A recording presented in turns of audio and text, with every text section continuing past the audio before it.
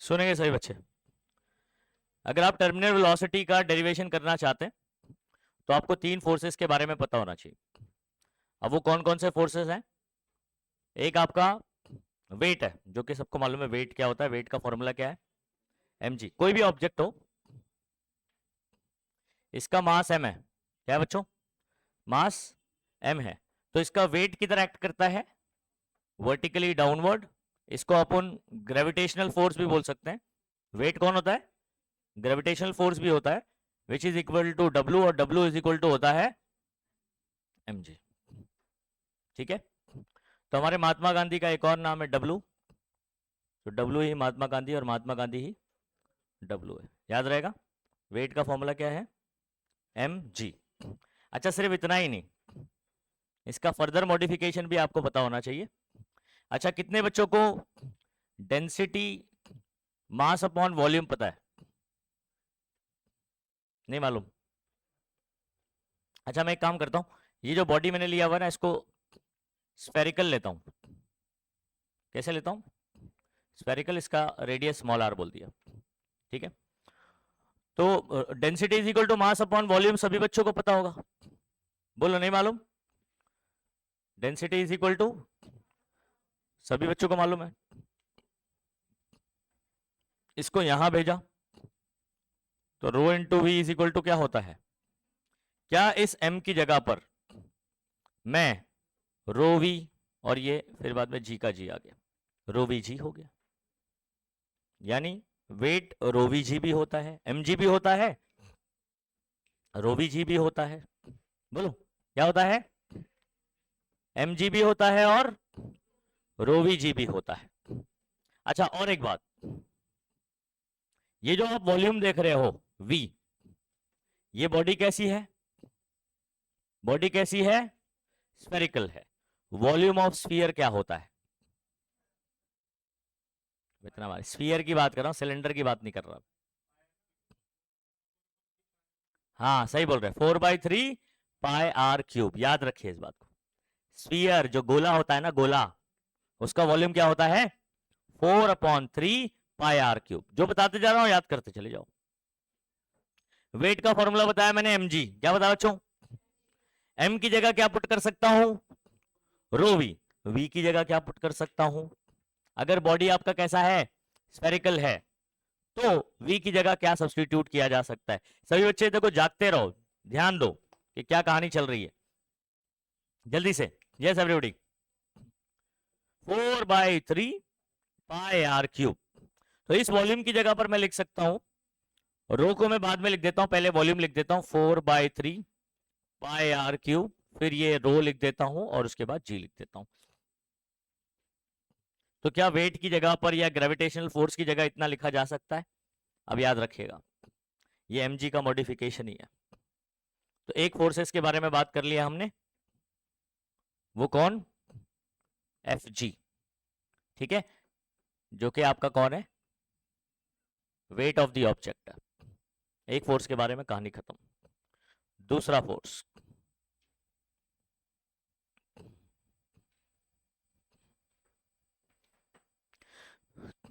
दूसरा फोर्स बात करेंगे, Fv। मतलब कौन?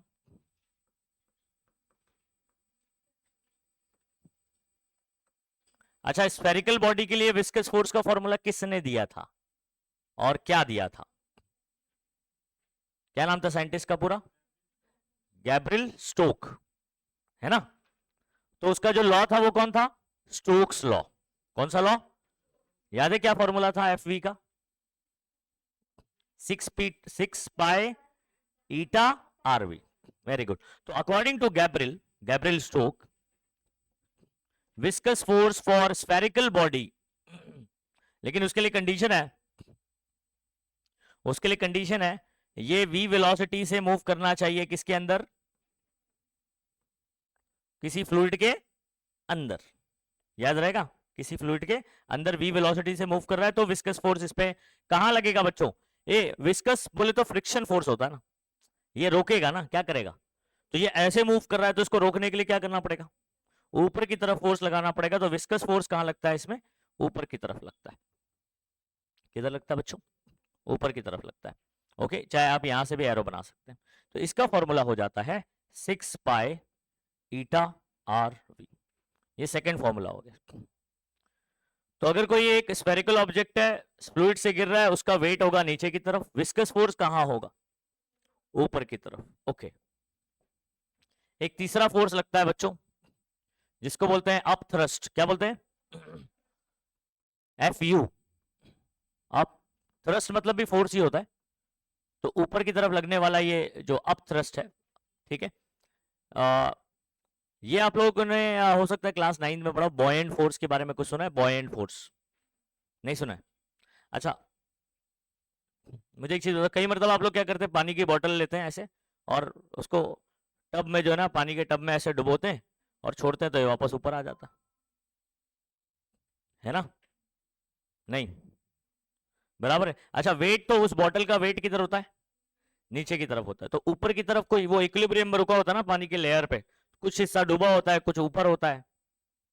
देखा है ऐसा कभी आप लोग ने? ठीक है, तो बॉयेंट फोर्स उस पर कितना लग रहा होता है ये कैसे निकाल, मतलब देखो, इक्विलिब्रियम पे रखने के लिए कोई ऑब्जेक्ट को अगर इधर पे स्थिर रखना है तो मुझे नीचे लगने वाला फोर्स और ऊपर लगने वाला फोर्स क्या होना चाहिए? इक्वल होना चाहिए। तो नीचे कौन है? वेट होता है। तो वेट को कौन बैलेंस कर रहा होता है? नहीं नहीं, अभी ये विस्कस वाली कहानी, ये तो मूव कर रहा है।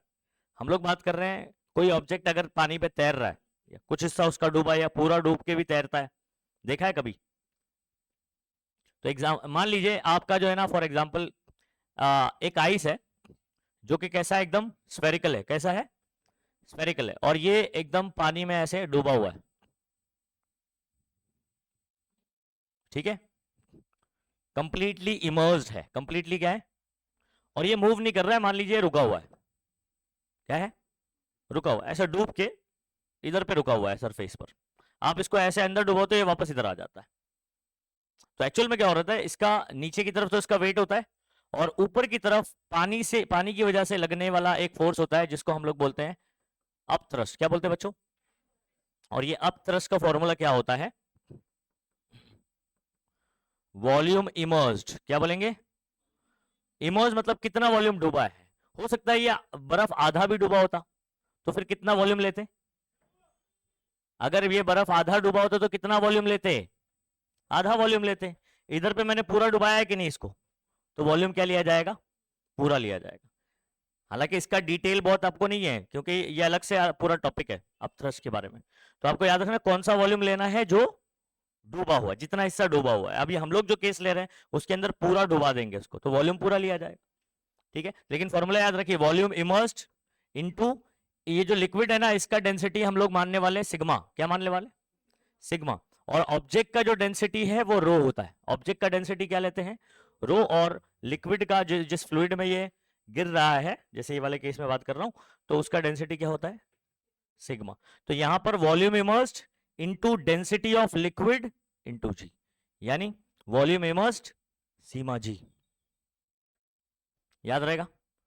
तीनों फोर्सेस के फॉर्मूले याद हो गए। अच्छा, वॉल्यूम इमर्स यहां पर कितना लिखूंगा मैं? कितना हिस्सा डूबा हुआ है? पूरा। और ये स्फेरिकल बॉडी है, वॉल्यूम क्या लिखना चाहिए? 4/3 पाई आर क्यूब सिग्मा। तो ये तीन फॉर्मूले अगर आपको पता है बच्चों, ये डेरिवेशन आपके लिए बहुत आसान हो जाएगा, ठीक है। अदरवाइज क्योंकि इंडिविजुअली यहाँ पर चीजें, वेट के बारे में तो चलो आपको पता है, विस्कस फोर्स के बारे में हम लोग ने बात किया, अप थ्रस्ट के बारे में चैप्टर में डिस्कशन नहीं हुआ है, लेकिन इसके बारे में आपको अलग से पढ़ना पड़ेगा।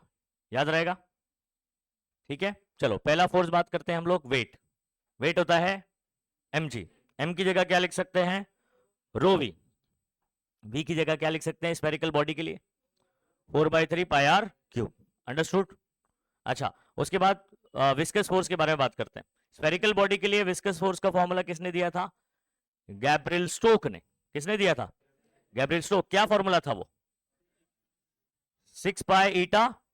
अच्छा, और एक चीज हम लोग क्या देख रहे हैं कि ये विस्कस फोर्स और वेलोसिटी में क्या रिलेशन है बच्चों? डायरेक्ट रिलेशन है। तो अगर मान लीजिए ये ऑब्जेक्ट रुक जाए, इसकी स्पीड कितनी हो जाए? 0, तो अगर इसकी वेलोसिटी 0 है तो विस्कस फोर्स क्या होगा बच्चों? 0 हो जाएगा। तो वेलोसिटी के डायरेक्टली प्रोपोर्शनल है। तो अगर ये मूव कर रहा है तो ही विस्कस फोर्स लगेगा, अगर ये रुक गया तो विस्कस फोर्स नहीं लगेगा। नहीं समझे बात को? ठीक है, इस बात को ध्यान रखिएगा हमेशा। तो ये हो गया विस्कस फोर्स का फॉर्मूला 6 पाया, कितना पाया 6, बकरा ईद आने वाली है, 1.5 बकरा लाना पड़ेगा 6 पाया खाने के लिए, 6 टांग वाला कैसे लेकर आएंगे, ठीक है, 2 बकरा लेकर आने का, आधा बकरा मेरे को दे देने का, ठीक है। Okay, A next upthrust. Upthrust क्या होता है, इसको दूसरा नाम पढ़ते हैं हम लोग बॉयंट फोर्स भी बोलते हैं, क्या बोलते हैं बच्चों, बॉयंट फोर्स बोलते हैं। ये कोई ऑब्जेक्ट अगर पानी में जो है ना वो तैर रहा है, ठीक है, तो नीचे तो उसका वेट होता है, वेट को बैलेंस करने वाला फोर्स आता है, ड्यू टू लिक्विड की वजह से एक ऊपर की तरफ फोर्स लगेगा, इसलिए बोल रहे हैं अप थ्रस्ट। क्या बोल रहे हैं, थ्रस्ट मतलब फोर्स, ऊपर की तरफ लगने वाला फोर्स, अप थ्रस्ट। फॉर्मूला इसका क्या है, वॉल्यूम इमर्स्ड, कितना वॉल्यूम डूबा हुआ है ऑब्जेक्ट का, इनटू डेंसिटी किसकी होगी, फ्लूइड की होगी, ऑब्जेक्ट की नहीं होगी, तो सिग्मा इनटू जी। अंडरस्टूड, ठीक है। चलिए अब डेरिवेशन शुरू करेंगे तो कोई दिक्कत नहीं होगी।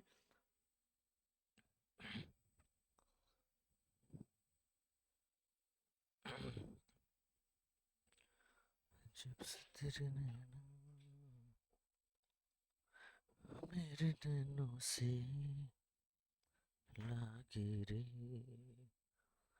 तब से दीवाना हुआ। ओके, ठीक है, ये चीजें मैं दोबारा एक्सप्लेन कर रहा हूं जो हमने लास्ट टाइम डिस्कस किया था, ठीक है।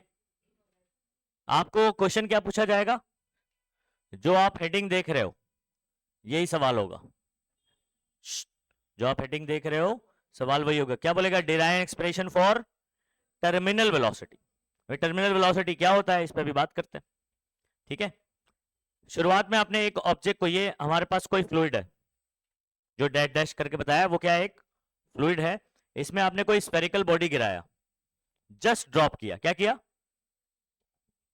अब आप लोग ने मोशन इन वन डायमेंशन या फ्री फॉल में सीखा है कि जब हम लोग ऑब्जेक्ट को जस्ट ड्रॉप करते हैं शुरुआत में वेलोसिटी क्या होता है, जीरो होता है। अच्छा मुझे बताना, वेलोसिटी जब जीरो होगा, ये तीन में से कौन सा फोर्स जीरो होगा, वेरी गुड, कौन सा फोर्स जीरो रहेगा, because viscous force is directly proportional to velocity. अभी बात किया बच्चों हम लोग, तो इस पे हम लोग बात करेंगे कि तीन फोर्सेस लगने वाले, वेट नीचे की तरफ, वेट में कोई चेंजेस नहीं, अब थ्रस्ट कहां लगता है, ऊपर की तरफ, विस्कस भी कहां लगेगा, ऊपर, लेकिन अभी ये जीरो क्यों है, रीजन बताओ, वेलोसिटी जीरो, जस्ट ड्रॉप जब किया आपने तो वेलोसिटी जीरो है, when just drop v is equal to zero, F भी क्या हो जाएगा।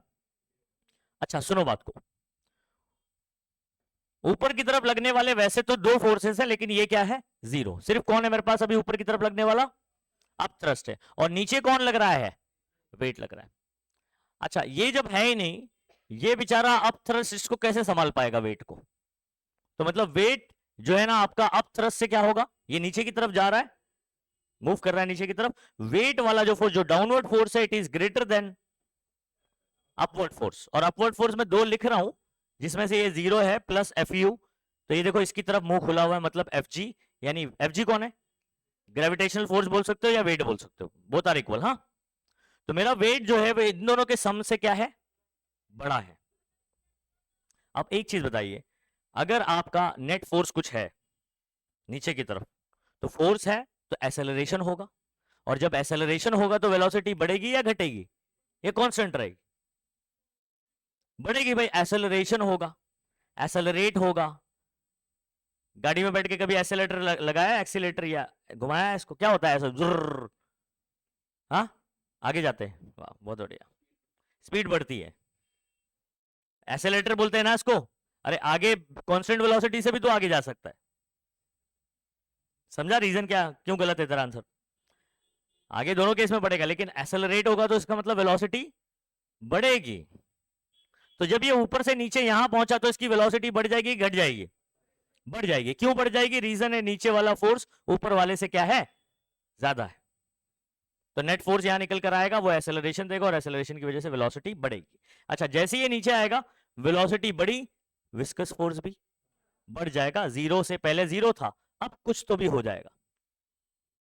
अच्छा इन दोनों मिलकर इसको बैलेंस करना चाहिए, लेकिन अभी एफ मेरा इतना ज्यादा बड़ा नहीं हुआ, बड़ा एफ बड़ा, लेकिन अभी भी दोनों का सम जो है ये ग्रेविटेशनल फोर्स है, स्टिल यही कंडीशन आ रही है, समझ आ रहा है, नंबर लेकर भी बता सकता हूं मैं आपको, नंबर लेकर भी समझा सकते हैं, ठीक है।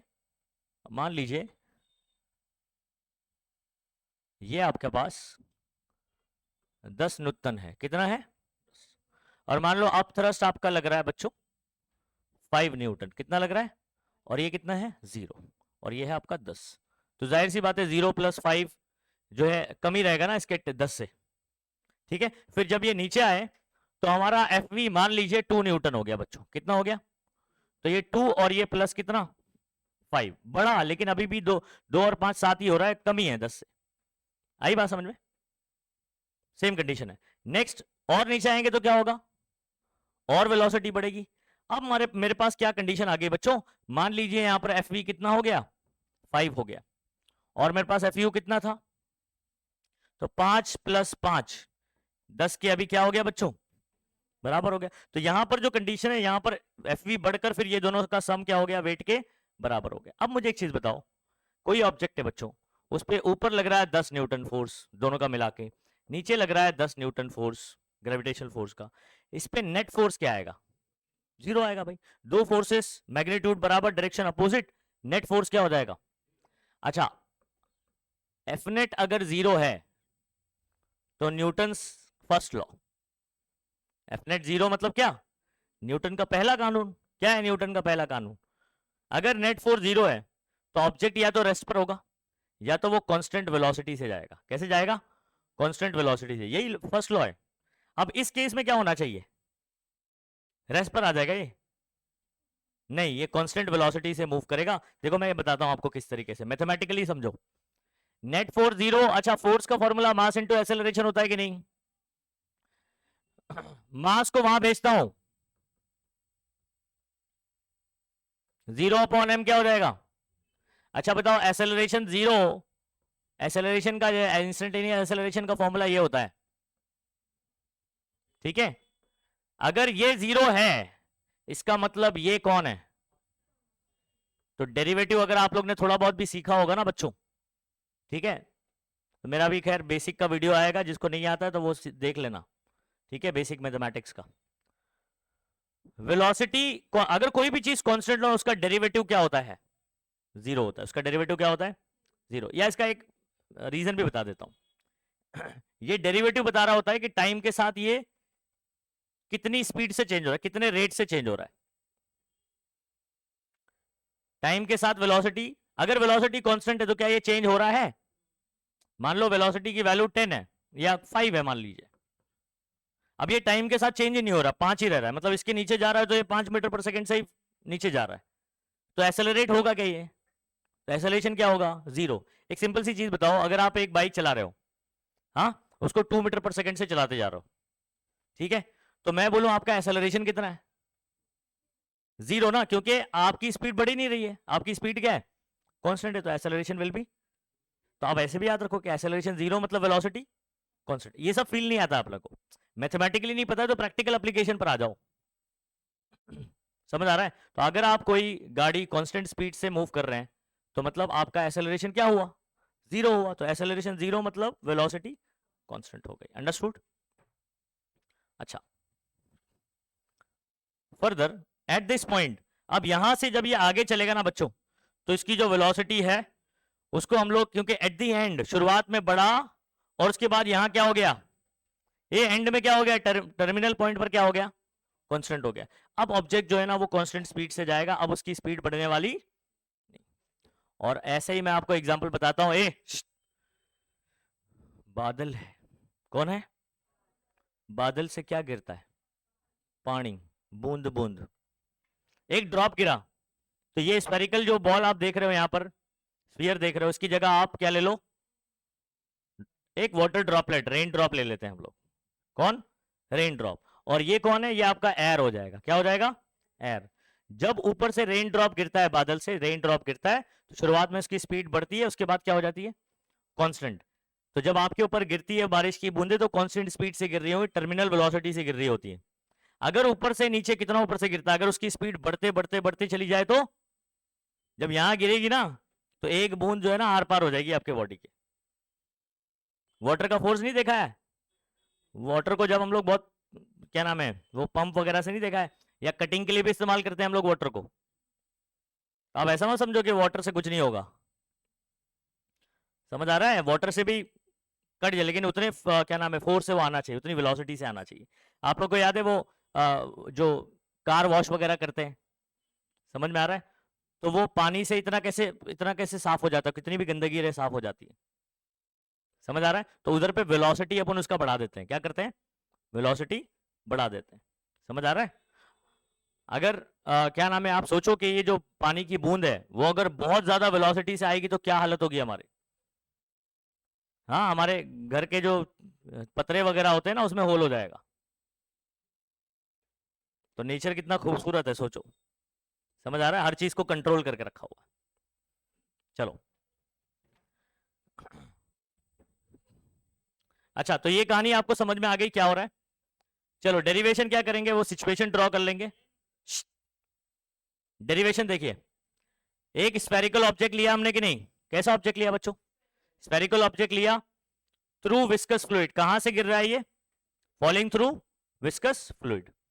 अच्छा, इस पे कितने फोर्स लग रहे बताया मैंने, F U upthrust, F V viscous force, weight W या F G gravitational force, F G लिखा हुआ है। लेट स्मॉल एम, मैंने क्या बोला, किसका मास है बच्चों, जो ऑब्जेक्ट गिर रहा है उसका मास है। अच्छा, ये रो डेंसिटी किसकी थी याद करो, ऑब्जेक्ट की डेंसिटी है, और सिग्मा सॉरी आर क्या है, रेडियस ऑफ ऑब्जेक्ट, सिग्मा किसकी डेंसिटी है, फ्लूइड की जिसमें वो फॉल कर रहा है, इस बात को ध्यान रखना। ईटा कौन है, कोएफिशिएंट ऑफ विस्कोसिटी। नेक्स्ट मुझे बताओ, जब ऑब्जेक्ट ऊपर से नीचे गिरने के बाद टर्मिनल वेलोसिटी अटेन कर लेता है, क्या अटेन कर लेता है, तो उस पे नीचे लगने वाला फोर्स और ऊपर लगने वाला फोर्स क्या हो गया था, बराबर हो गया था, इक्वल हो गया था। तो when object attains terminal velocity, जब ऑब्जेक्ट क्या अटेन कर चुका है, टर्मिनल वेलोसिटी अटेन कर चुका है, total upward force is equal to total downward force. Upward force हमारे पास कौन है, viscous plus upthrust is equal to ये कौन है, वेट है, ग्रेविटेशनल फोर्स। अच्छा, एफ वी का फॉर्मूला याद करो, मैंने क्या बताया था, 6 pi eta R V, Gabriel ने बताया ना ये फॉर्मूला, गैब्रियल स्टोक्स लॉ अलग से पढ़ना है अपने को इसके पहले। अच्छा, अब थ्रस्ट हमारे पास कौन है याद करो, इसको भी पढ़ाया मैंने, वॉल्यूम इमर्स इनटू सीमा जी। अब ये तो पूरा स्फीयर डूबा हुआ है, तो वॉल्यूम क्या हो जाएगा स्फेरिकल का, 4/3 पाई आर क्यूब, ये भी फॉर्मूला आपको समझ में आ गया होगा। ग्रेविटेशनल फोर्स यानी weight is equal to M G, M is equal to rho V, और वी की जगह पर 4/3 पाई आर क्यूब रो जी, ये भी बता चुका। बस देखो, इसलिए 3 फोर्सेस बताया क्योंकि उसका इस्तेमाल करना है। अच्छा, अब क्या कर सकते हैं, क्या आपको बच्चों यहां पर कहीं पर भी आपको कुछ सेम दिखाई दे रहा है तीनों टर्म के अंदर, जो हम लोग कॉमन निकाल सकते हैं? ये देखो, ये 4/3 पाई आर क्यूब अगर देखोगे, इसमें और इसमें दोनों में सेम है, तो मैं एक काम करता हूं, इसको उधर भेज देता हूं, देखो यहां पर भेज दिया अपन ने, अभी एक स्टेप लिखा नहीं है यहां पर, 6 पाई ईटा आर वी ऐसे लिख देता हूं, 6 pi eta R V is equal to 4/3 pi R cube rho G minus 4/3 pi R cube sigma G. समझे, समझे कि नहीं समझे? अब ये वाला इधर आया तो माइनस हो गया, अब दोनों में कॉमन क्या है जरा बताना बच्चों, आपको 4/3 पाई आर क्यूब कॉमन दिख रहा होगा, और जी भी कॉमन दिखाई दे रहा होगा, ले लो ना बाहर, 4/3 पाई आर क्यूब और जी को कॉमन ले लिया इधर पे, क्या बचेगा ब्रैकेट में, रो माइनस सिग्मा। स्टेप समझ आया, सिंपल मैथ्स है भाई। अच्छा, अब क्या करते हैं, मुझे तो v का फॉर्मूला निकालना है ना। अच्छा, और एक चीज है ना, यहाँ याद रखना कि एट इक्विलिब्रियम जब ये टर्मिनल वेलोसिटी अटेन करता है तो ये vt हो जाता है, क्या हो जाता है, तो यहाँ पर आप vt लिख देना डायरेक्टली, ठीक है, क्या लिख देना, vt। अब यहां पर ये जो 6 पाई ईटा आरवी है, इसको एक मिनट यहां पर, इसके बाद ये वाला स्टेप कर लेना कॉमन निकाल के, 6 पाई ईटा आरवी को मैं यहां भेज देता हूं, अपॉन में आ जाएगा कि नहीं, या डायरेक्ट भी कट कर सकते हो अगर आप वैसा करना चाहो तो, लेकिन आप यहां ले ही लो। अब मुझे एक चीज बताओ बच्चों, यहां पर एक आर दिख रहा है और यहां पर आपको आर क्यूब दिखाई दे रहा है, तो एक आर से ये कैंसिल हुआ तो कितना बचेगा, मतलब आर स्क्वायर बचेगा, क्या बचेगा, अच्छा पाया से पाया क्या हो गया, ओके, फिर मैं 2 से देखो क्या काट रहा हूं, 2 2 जा 4 और 2 3 जा 6 काट देता हूं। अच्छा, ऊपर ये जो 3 है ना बच्चों, 3 देख रहे हो, ये अपॉन में कैसे है, अपॉन में, तो इसको मैं नीचे भेज सकता हूं, तो ये 3 3 जा कितना हो जाएगा 9, और ऊपर क्या बचा ये 2, आर का स्क्वायर बचा, जी बचा, रो माइनस सीमा, और अपॉन में ईटा बचे। This is the formula for terminal velocity. अब फॉर्मूला क्या बना, इसको याद कर लेना है। मैंने बताया आपको जब भी कोई भी डेरिवेशन करो लास्ट में जो फॉर्मूला निकल रहा है उसको याद कर लो, ठीक है। तो न्यूमेरिकल में अपने को काम आएगा, क्योंकि न्यूमेरिकल में डायरेक्ट फॉर्मूला लगाना होता है। अच्छा, कौन बताएगा, कोई स्फेरिकल बॉडी अगर फ्लूइड से फॉल कर रहा है तो ये टर्मिनल वेलोसिटी अटेन करेगा, उसका फॉर्मूला क्या होगा वीटी का। थोड़ा सा बड़ा फॉर्मूला है इस चैप्टर में, यही एक बड़ा फॉर्मूला है, 2/9 R square G rho minus sigma, या अपना जी को बाद में भी बोल सकते हो आप, ठीक है। तो आप R square rho minus sigma into G, sigma G हो गया, नहीं थोड़ा रिस्पेक्ट के साथ में, रो माइनस सीमा, लेकिन याद रखना जी बाहर लगाना है ब्रैकेट के, अंडरस्टूड। और बाय बाय क्या थीटा। कितने बच्चों को फॉर्मूला याद हो गया बड़ा वाला, देखो रिपीट करो, रिपीट करने का बच्चों, दिमाग पे जोर दो जरा। Vt इज इक्वल टू, याद करने की कोशिश करें सभी बच्चे, Vt is equal to 2/9, ratio क्या है भाई 2/9, और R square rho minus sigma G upon eta, या रो जी, सॉरी क्या नाम है, आर स्क्वायर जी ब्रैकेट में रो माइनस सीमा भी बोल सकते हो, और अपॉन में ईटा, अलग अलग तरीके से बोल सकते हो, या तो पूरा एक साथ ऊपर वाला बोलो फिर नीचे 9 ईटा भी बोल सकते हो, ठीक है। तो R square G rho minus sigma upon 9 ईटा।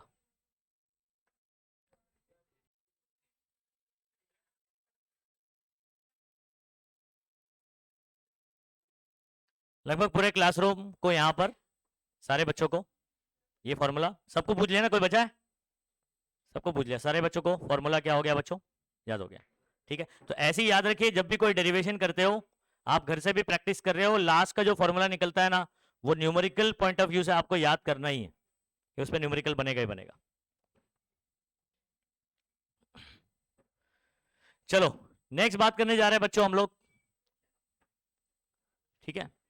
तो अगला हमारा जो टॉपिक है बच्चों वो है इक्वेशन ऑफ कंटिन्यूटी, क्या बोलते हैं इसको, इक्वेशन ऑफ कंटिन्यूटी पे बच्चों न्यूमेरिकल सवाल बहुत ही आसान पूछा जा सकता है, ठीक है, बहुत ही हलवा सवाल होता है, ठीक है। तो पहले इसका फॉर्मूला डिराइव करते हैं, ठीक है। न्यूमेरिकल तो पूरा वीडियो बना हुआ है, आप लोग उसको चेकआउट कर सकते हैं, ठीक है।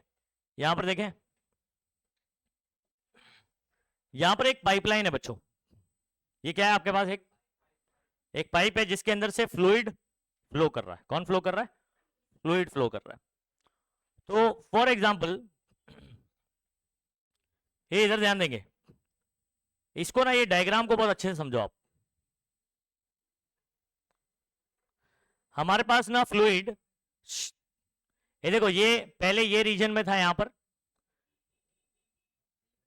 इतने हिस्से में ऐसे, और ये यहां से जब ये वाला जो है ना लिक्विड, इसको समझो मैं क्या बताना चाह रहा हूं।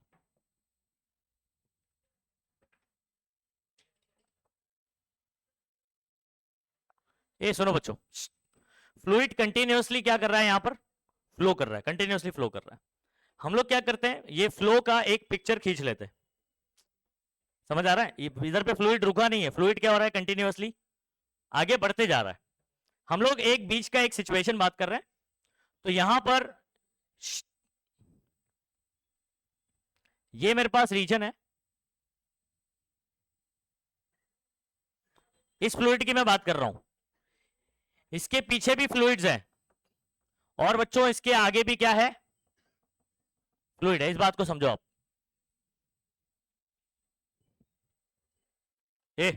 बात नहीं, हाँ बिल्कुल भी बात नहीं, जीशान तेरी आवाज आ रही है, बहुत मारूंगा बता रहा हूं तेरे को। हम लोग इस रीजन की बात करें, यहां पर फ्लूइड है और उसके पीछे भी और इसके आगे भी है, ये फ्लूइड तो फ्लो कर रहा है ना कंटिन्यूअसली, तो इसके पीछे वाला इसको पुश करेगा, नहीं पुश करेगा, और ये वाला जब आगे जाएगा तो जो आगे वाला फ्लूइड है वो पीछे की तरफ फोर्स लगाएगा, नहीं समझे बात को। अब मान लो आप 3 लोग खड़े हैं ऐसे क्यू में, ठीक है, बैंक में से पैसे मिल रहे हैं अपने को, बराबर है। ओके, तो हम लोग लाइन लगा के रखें, या तो लॉकडाउन वाला सिचुएशन याद करो। हाँ, अपने पैसे निकाल रहे हैं हम लोग और लंबी लाइन लगाई है। तो यहाँ पर मैं हूं, मेरे आगे एक है और एक पीछे, 3 लोग हैं। अब क्या हो रहा है, धीमे धीमे लाइन आगे बढ़ रही है।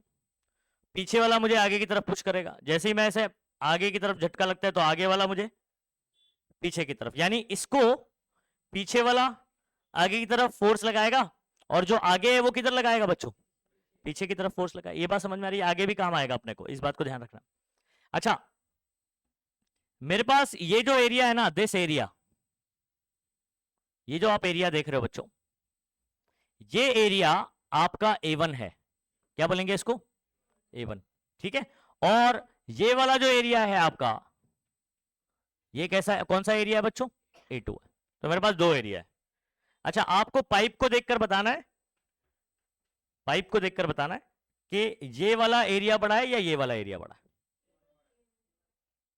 A1 एरिया बड़ा है, ठीक है। अच्छा, अब कहानी कुछ ऐसी है बच्चों, जैसे ही ये जो रीजन है, ये वाला जो रीजन है, ठीक है, इसको समझिए बात को।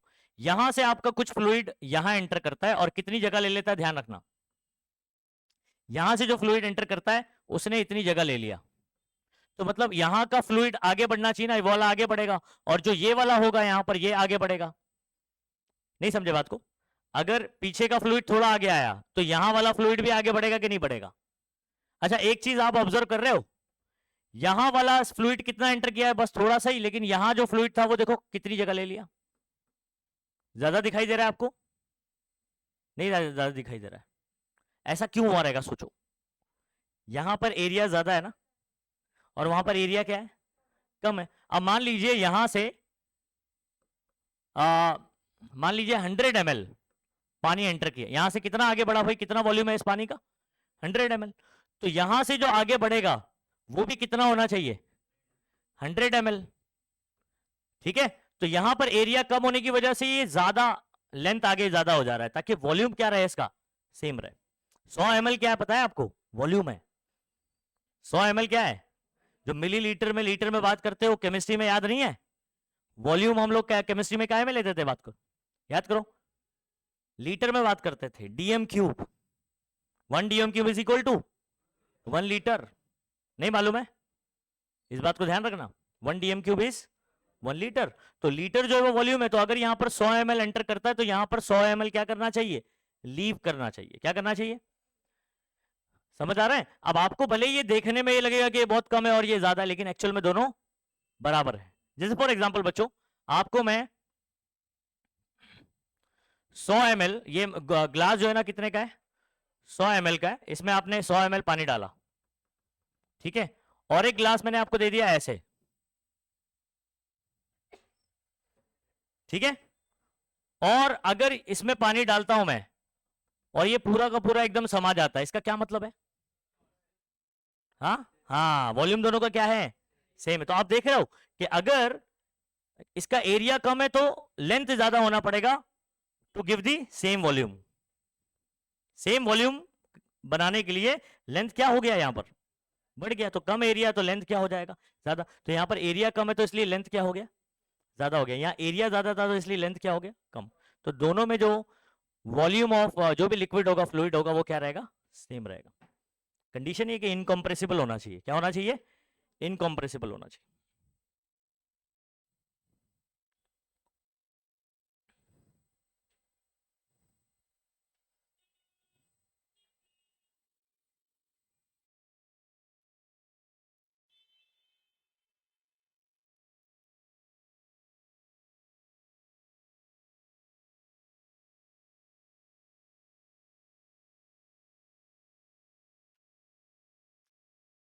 ओके, तो आई होप ये समझ में आ गया आपको कि ऐसा क्यों हुआ, यहां पर कम और यहां पर ज्यादा।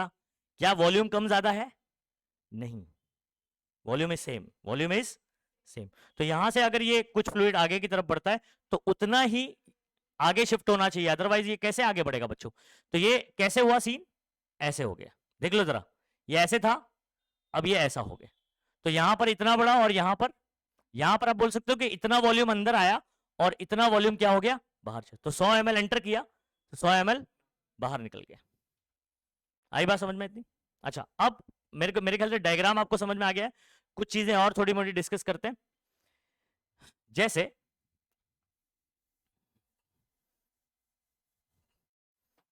क्या आपको बच्चों वेलोसिटी का फॉर्मूला पता है क्या होता है? डिस्प्लेसमेंट अपॉन क्या होता है? टाइम। ठीक है, अब मुझे बताओ ये A1 से फ्लूइड जो है ना कितना आगे बढ़ा, इतना आगे बढ़ा।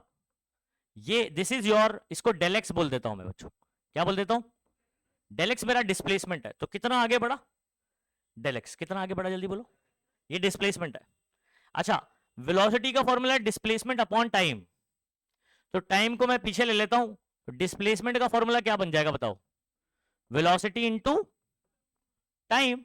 तो मैं मान लेता हूं कि यहां से यहां जाने में टाइम लगा समोसा टी, मतलब टाइम इंटरवल कितना है? Delta T. और ये डिस्प्लेसमेंट कितना है? Del X. Del x.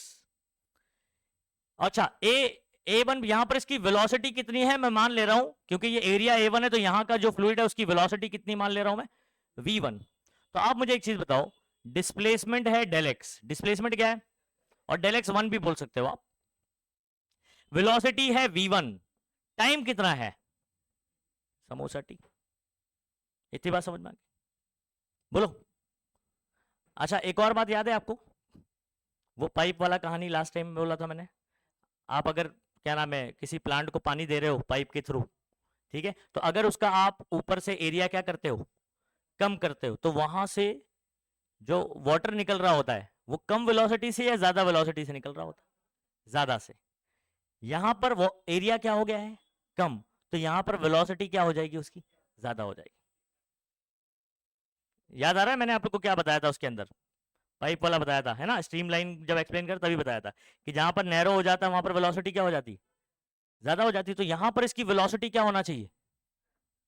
यहां पर इसकी वेलोसिटी V1 है जो कि कम रहेगी, एरिया ज्यादा है। यहां पर एरिया कम है तो वेलोसिटी क्या होना पड़ेगा बच्चों? अच्छा, एक और बात, जितने टाइम में यहां से ये यहां पहुंचेगा क्या उतने ही सेम टाइम में यहां से यहां पहुंचेगा? ये टाइम डिफरेंट लगेगा? सेम टाइम होएगा। जितने टाइम से ये एंटर कर रहा है उतना टाइम बाहर निकलने के लिए लगाएगा। उतने ही टाइम में कितना हो जाए, कहां निकल जाएगा? बाहर। अगर टाइम डिफरेंट लगेगा तो फिर लिक्विड कंप्रेस हो जाएगा या एक्सपांड हो जाएगा, तो वो केस नहीं। यहां पर हमारे पास कैसा है? इनकंप्रेसिबल फ्लूइड है। कैसा है? इनकंप्रेसिबल है। जितने रेट से एंटर करेगा उतने ही रेट से क्या होगा? बाहर निकलेगा। जितने रेट से एंटर करेगा उतने ही रेट। तो ठीक है, तो यहां पर टाइम क्या रहेगा बच्चों? सेम। Velocity is different. क्या डिस्प्लेसमेंट भी अलग है बताओ तो? डिस्प्लेसमेंट ज्यादा नहीं दिख रहा आपको? ये डिस्प्लेसमेंट ज्यादा नहीं दिख रहा आपको? ज्यादा है भाई। वेलोसिटी ज्यादा है, डिस्प्लेसमेंट टाइम सेम है। टाइम क्या है? अच्छा, अगेन मैं ये दूसरा वाला डेल एक्स 2 कैसे लिख सकता हूं बता सकते हैं आप? V2 इंटू टाइम सेम है तो समोसा टी। इंपॉर्टेंट ये बात ध्यान रखना है कि जितने टाइम में फ्लूइड यहां पर एंटर कर रहा है उतने ही टाइम में वहां पर फ्लूइड क्या करेगा? बाहर निकलेगा। ये टाइम को सेम रखने के लिए तो वेलोसिटी बढ़ाना पड़ा, डिस्प्लेसमेंट बढ़ाना पड़ा। ठीक है, मैं एक और चीज बता देता हूं आपको, टाइम क्यों सेम है। टाइम का फॉर्मूला जरा बताना है यहां पर। टाइम का फॉर्मूला है डिस्प्लेसमेंट अपॉन, ये देखो, इसको इधर और इसको इधर भेज दो। ठीक है, और डिस्प्लेसमेंट को मैं अभी फिलहाल डेल एक्स लिख देता हूं और वेलोसिटी को भी लिख देता हूं। अगर ये टाइम कांस्टेंट रखना है, मुझे बताओ डेल एक्स यहां बढ़ गया कि नहीं बढ़ गया? क्या वेलोसिटी भी बढ़ गई कम एरिया में? हाँ, दोनों जब बढ़ जाएंगे तो रेशियो हमेशा क्या होगा? कांस्टेंट रहेगा। अच्छा, यहां देखो, यहां पर एरिया क्या है? ज्यादा। सॉरी, एरिया की बात नहीं कर रहा, डिस्प्लेसमेंट। डिस्प्लेसमेंट यहां पर कम है, वेलोसिटी भी क्या होता है? तो कम अपॉन कम और ज्यादा अपॉन ज्यादा क्या आता है? हमेशा कांस्टेंट आएगा। तो टाइम विल बी सेम। ये बात ध्यान रखिएगा। समोसा T1 और समोसा T2 नहीं बोलेंगे। क्या बोलेंगे? Only samosa T, delta T. Clear है सबको? अच्छा, तो अभी तक मैंने आपको क्या बताया? ये पाइप में हम लोग ने कितने एरिया कंसिडर करे थे? 2। A1 ब्रॉडर एरिया है, A2 नैरोअर एरिया है, बराबर? नैरो एरिया ऐसे बोल सकते हैं। ठीक है, और जैसे ही A1 से फ्लूइड एंटर करता है तो A2 पर फ्लूइड बाहर निकल रहा है, A2 से बाहर निकल रहा है ना। अच्छा, ये डिस्प्लेसमेंट कितना कर रहा है, डेल x1, वो कितना कर रहा है, डेल x2। यहां पर वेलोसिटी कितना है, v1, वहां पर कितना है आपका डेल x1 और डेल x2 का फॉर्मूला क्या बनेगा, v1 समोसा t, ये देखो लिखा हुआ है यहां पर, और ये क्या है, v2 समोसा। तो ये कौन है, एक्चुअल में डिस्प्लेसमेंट है, देखो मैंने ऐसे एरो करके बताया, मतलब this is displacement. Understood, clear है सबको। अच्छा, अब आगे बढ़ते हैं। इतनी कहानी अगर आपको समझ में आ गई है तो बहुत ही आसानी से ये डेरिवेशन होने वाला है हमारा। अच्छा, consider A1 A2 located at points A and B। देखो ये A1 एरिया है, A2 एरिया है, ये A पॉइंट है और ये B पॉइंट है। तो A पॉइंट पर A1 एरिया, B पॉइंट पर A2 एरिया। नहीं समझे बात को। पाइप में दो लोकेशन मैंने कंसीडर कर लिया, ये वाला हिस्सा उस पॉइंट को बोल दिया A पर मेरा एरिया A1, B पॉइंट पर A2, ठीक है।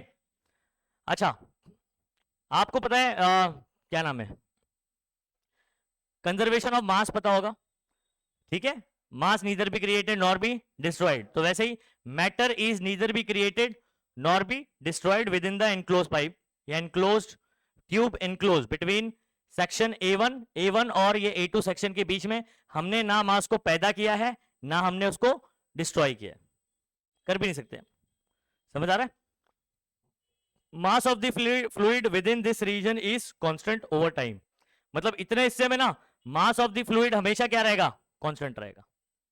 क्योंकि सुनो बात को, जितना एंटर करेगा उतना लीव करेगा, जितना एंटर करेगा उतना लीव करेगा। अब इसके बीच में मान लो अगर आपका मास मान लो 5 kg ऑफ वाटर है, कितना किलो में बात कर रहा हूं, मास बात कर रहे हैं, ठीक है। और यहां से मान लो 2 किलो एंटर करा तो 2 किलो बाहर भी चला जाएगा, तो बीच में हमेशा कितना रहेगा, 5 किलो। नहीं समझे बात को, इतने हिस्से में 5 किलो पानी है, ठीक है। जैसे ही मान लो 2 किलो अंदर आया तो यहां से 2 किलो बाहर हो गया, तो यहां पर हमेशा कितना होगा, 2 एंटर किया 2 बाहर चला गया, तो अंदर बीच में कितना रहा, 5 ही रहेगा। कहानी समझो बात को, नहीं समझ आ रही कहानी। ये कंटिन्यूअस फ्लो करते जा रहा है, जितना मास एंटर करेगा उतना लीव कर जाएगा, जितना एंटर करेगा उतना ही। तो जो ये बीच का हिस्सा है ना, इसमें मास हमेशा क्या रहेगा, कांस्टेंट रहेगा, ठीक है। अच्छा, उसके बाद सेकंड पॉइंट क्या है, लेट ए पॉइंट ए पर वेलोसिटी कितना है फ्लूइड का, v1, A1 एरिया पर कितना है बताओ, वो पॉइंट ए भी है ना वहां पर, तो v1 है। और मास of fluid entering the point A कितने बच्चों को मास का फॉर्मूला पता है, डेंसिटी का फॉर्मूला बताओ। अच्छा चलो, मास अपॉन वॉल्यूम, वहां से मास का फॉर्मूला बताओ, अभी आज ही बताया मतलब लोग, रो वी डेंसिटी इंटू बराबर। अब सुनो, खेल यहीं से शुरू होता है।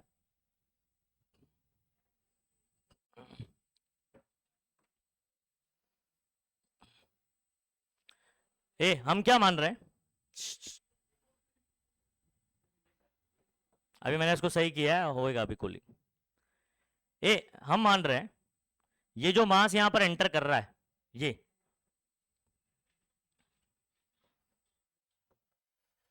आपको पता है density is equal to mass upon क्या होता है, ये उधर गया तो रो वी होता है कि नहीं होता बताओ। तो मैं जो मास मान रहा हूं वो क्या मान रहा हूं, डेल एम। क्या मान रहा हूं उसका मास, डेल एम मान रहा हूं। डेल एम का फॉर्मूला क्या बनना चाहिए, रो इंटू वी। अरे इधर जाएगा तो रो वी हो जाएगा ना, del M is equal to rho V. V capital V लिखना, हाँ याद रखना यहां पर वॉल्यूम के लिए। अच्छा, क्या आप बता सकते हो ये जो वॉल्यूम है क्या ये सिलेंड्रिकल वॉल्यूम है, ये एरिया क्या है A1, और ये जो डिस्प्लेसमेंट है ये डेल x1 लिख देता हूं मैं। क्या आप इस सिलेंडर का वॉल्यूम बता सकते हो क्या होगा, A1 इंटू डेल x1। मैं लॉजिक बताता हूं बच्चों, लास्ट टाइम हम लोग ने ये सिलेंडर का वॉल्यूम किया हुआ है, एरिया A और हाइट h, ठीक है। आपको याद है कुछ एरिया ऑफ सिलेंडर, आप क्या फॉर्मूला याद करते थे 10 तक, पाई आर स्क्वायर h।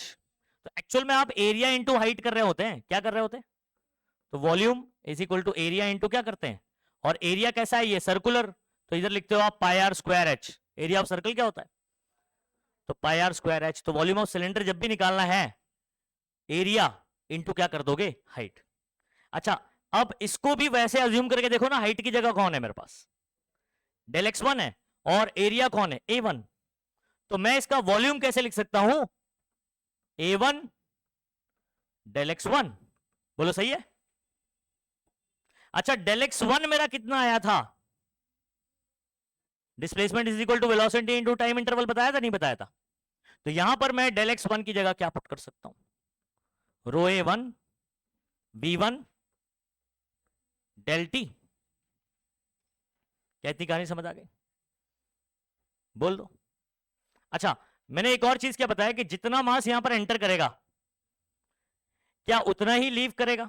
अगर मैं आपसे पूछूं इसका मास कितना होगा, इसका मास कितना है? Del M.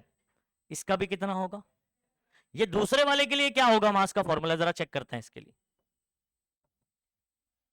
Rho into volume, volume भी सेम ही रहेगा, इसका वॉल्यूम भी क्या रहेगा? सेम रहेगा। मैंने बताया 100 ml, तो ये भी 100 ml। समझ आ रहा है? नहीं समझ रहे बात को? ठीक है। अच्छा, वॉल्यूम, वॉल्यूम की जगह क्या लिखूं? इसका वॉल्यूम का फॉर्मूला क्या होगा? इसको भी आप एक सिलेंडर देख लो ना, ये आपका एरिया कितना है? बोलो। A2 इंटर, इसका डिस्प्लेसमेंट कितना है? Del X 2। और बच्चों ये डेल एक्स 2 की जगह क्या आ जाएगा? डेल एक्स 2 की जगह क्या आएगा? V2 del T. V2 क्या हो जाएगा? V2 del T.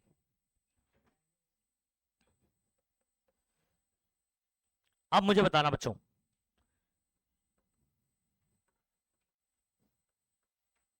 ये भी समोसा एम है और ये भी क्या है? इन दोनों का मास सेम है। इन दोनों का मास क्या है? मतलब जितना मास एंटर करेगा उतना ही लीव करेगा। तो इनका लेफ्ट हैंड साइड सेम है, तो राइट हैंड साइड भी इक्वल होगा कि नहीं होगा? नहीं समझे बात को? तो ये एक इक्वेशन होगी, इक्वेशन नंबर 1 बोल सकते हो। ये दूसरा वाला क्या बोल सकते हो? Equation number 2। एक बार देख लो सब्स्टिट्यूशन कैसे किया मैंने। मास जो यहां पर है, ये मास को मैंने क्या कंसीडर किया? Del M. क्या कंसीडर किया? यहां पर कितना मास एंटर किया, तो मास का फॉर्मूला होता है रो इंटू वी। कहां से, कौन से फॉर्मूले से? डेंसिटी का फॉर्मूला हमारे पास है सभी बच्चे, मास अपॉन वॉल्यूम। याद कर लो, डेंसिटी का क्या फॉर्मूला है? मास अपॉन वॉल्यूम। वहां से मास का फॉर्मूला क्या बनता है? रो वी, डेंसिटी इंटू। ठीक है। अच्छा, तो ये वाले के लिए मैंने लिखा del M rho into V. Volume का फॉर्मूला, वॉल्यूम ऑफ सिलेंडर क्या होता है? Area into display height, area into height. तो ये हाइट की जगह मेरे पास कौन है? डिस्प्लेसमेंट है, तो A1 डेल x1 लिख दिया। डेल x1 की जगह क्या लिख सकता हूं मैं? V1 del T. कैसे लिख सकता हूं? वेलोसिटी के फॉर्मूले से किया मैंने, शुरुआत में आपको बताया। सब्स्टिट्यूशन समझ में आया? मास की जगह रो V, यहां पर V कौन है? वॉल्यूम। अच्छा, मेरा जो क्या नाम है, वॉल्यूम है, वो कैसा है? सिलेंड्रिकल है। कैसा है? सिलेंडर का वॉल्यूम क्या होता है? Area into height. क्या होता है? यहां पर मेरा हाइट की जगह कौन आ रहा है? डिस्प्लेसमेंट। तो A1, पहले वाले का A1 into del X one, del X one की जगह क्या लिखूंगा? V1 del T. तो ये बन गया रो A1 V1 समोसा टी। क्या बोलो जल्दी से? रो A1 V1 delta T. Delta T दोनों के लिए सेम होने वाला है कि नहीं? क्योंकि जितने टाइम में एंटर करेगा उतने टाइम में क्या करेगा? तो delta T will be same for both the situation. दूसरा वाला बनाएंगे तो वो भी बन जाएगा, बस आपका क्या हो जाएगा? A2 V2। डेंसिटी आपका इनकॉम्प्रेसिबल है ना, कैसा ही है? तो चाहे यहां पर बात करो चाहे यहां बात करो, density of fluid will remain same. Time same रहेगा, रो सेम रहेगा, एरिया और वेलोसिटी सिर्फ अलग हो जाएगा। अच्छा, अब मैं क्या कर सकता हूं? समोसा एम और समोसा एम दोनों क्या है? बराबर है। लेफ्ट हैंड साइड बराबर है, राइट हैंड साइड बराबर होगा। जब मैं इन दोनों को बराबर कर दूंगा बच्चों, ये देखो, रो A1 V1 समोसा टी इज इक्वल टू हो जाएगा रो A2 V2 समोसा टी। समोसा टी से समोसा टी कट जाएगा बच्चों, रो से रो कट जाएगा, फॉर्मूला बन गया A1 V1 बराबर। यही आपका इक्वेशन ऑफ कंटिन्यूटी है, यही इक्वेशन ऑफ कंटिन्यूटी है। एरिया इंटू वेलोसिटी हमेशा कांस्टेंट रहेगा। ठीक है। तो यहां पर आप बहुत ही लॉजिकली सोचो बच्चों, यहां एरिया ज्यादा है, यहां एरिया क्या है? तो वेलोसिटी क्या हो जाएगी? हाँ, कम। यहां पर एरिया क्या है? कम। यहां वेलोसिटी क्या हो जाएगी? तो यहां पर आपकी कहानी कुछ ऐसी है बच्चों, एरिया ज्यादा है वेलोसिटी कम हो जाएगी, एरिया कम है वेलोसिटी ज्यादा, ज्यादा इंटू कम इज इक्वल टू कम इंटू ज्यादा हो जाएगा। समझे बात को? नहीं समझे? याद करो मैंने नदी वाला वो जो एग्जांपल बताया था, जहां पर ब्रॉडर एरिया था वहां पर नाव कैसी चलेगी?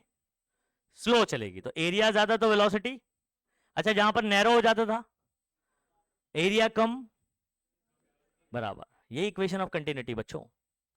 तो याद रहेगा इक्वेशन ऑफ कंटिन्यूटी में अगर आपसे पूछूंगा तो आपको ध्यान रखना है क्या बोलना है, a1 v1 is equal to a2 v2। Understood?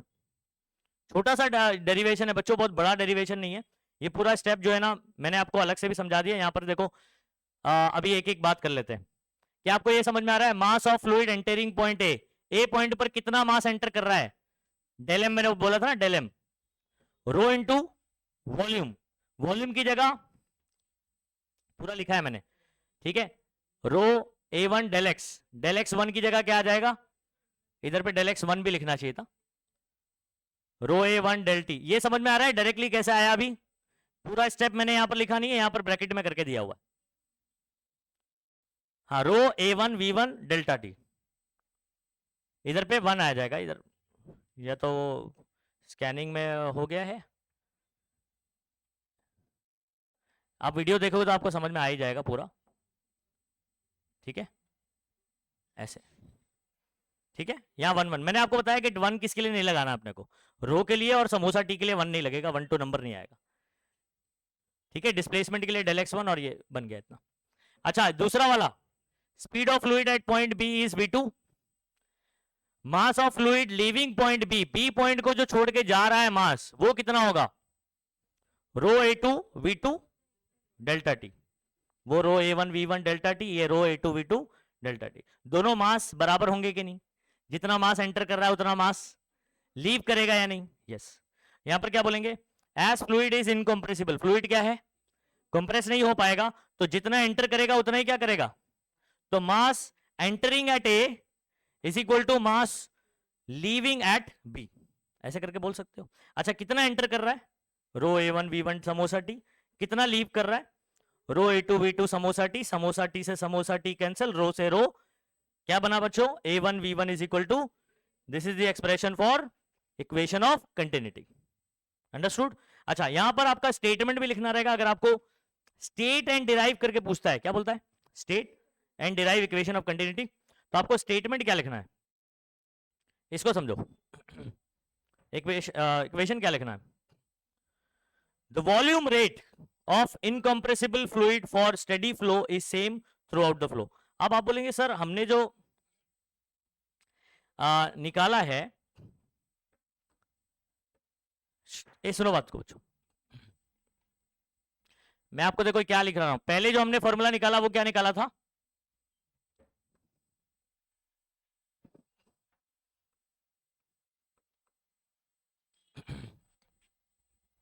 Del M is equal to rho A1 V1 समोसा टी, ठीक है।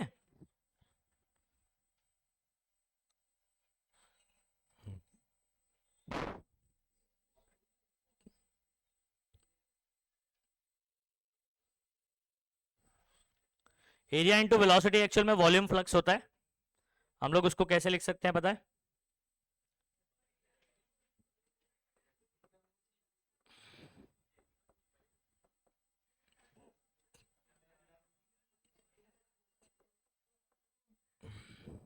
अच्छा ये देखो मैं ना इस फॉर्मूले को जरा यहां पर ऐसे लिख रहा हूं, इसको हम लोग मास फ्लक्स भी बोलते हैं। क्या बोलते हैं?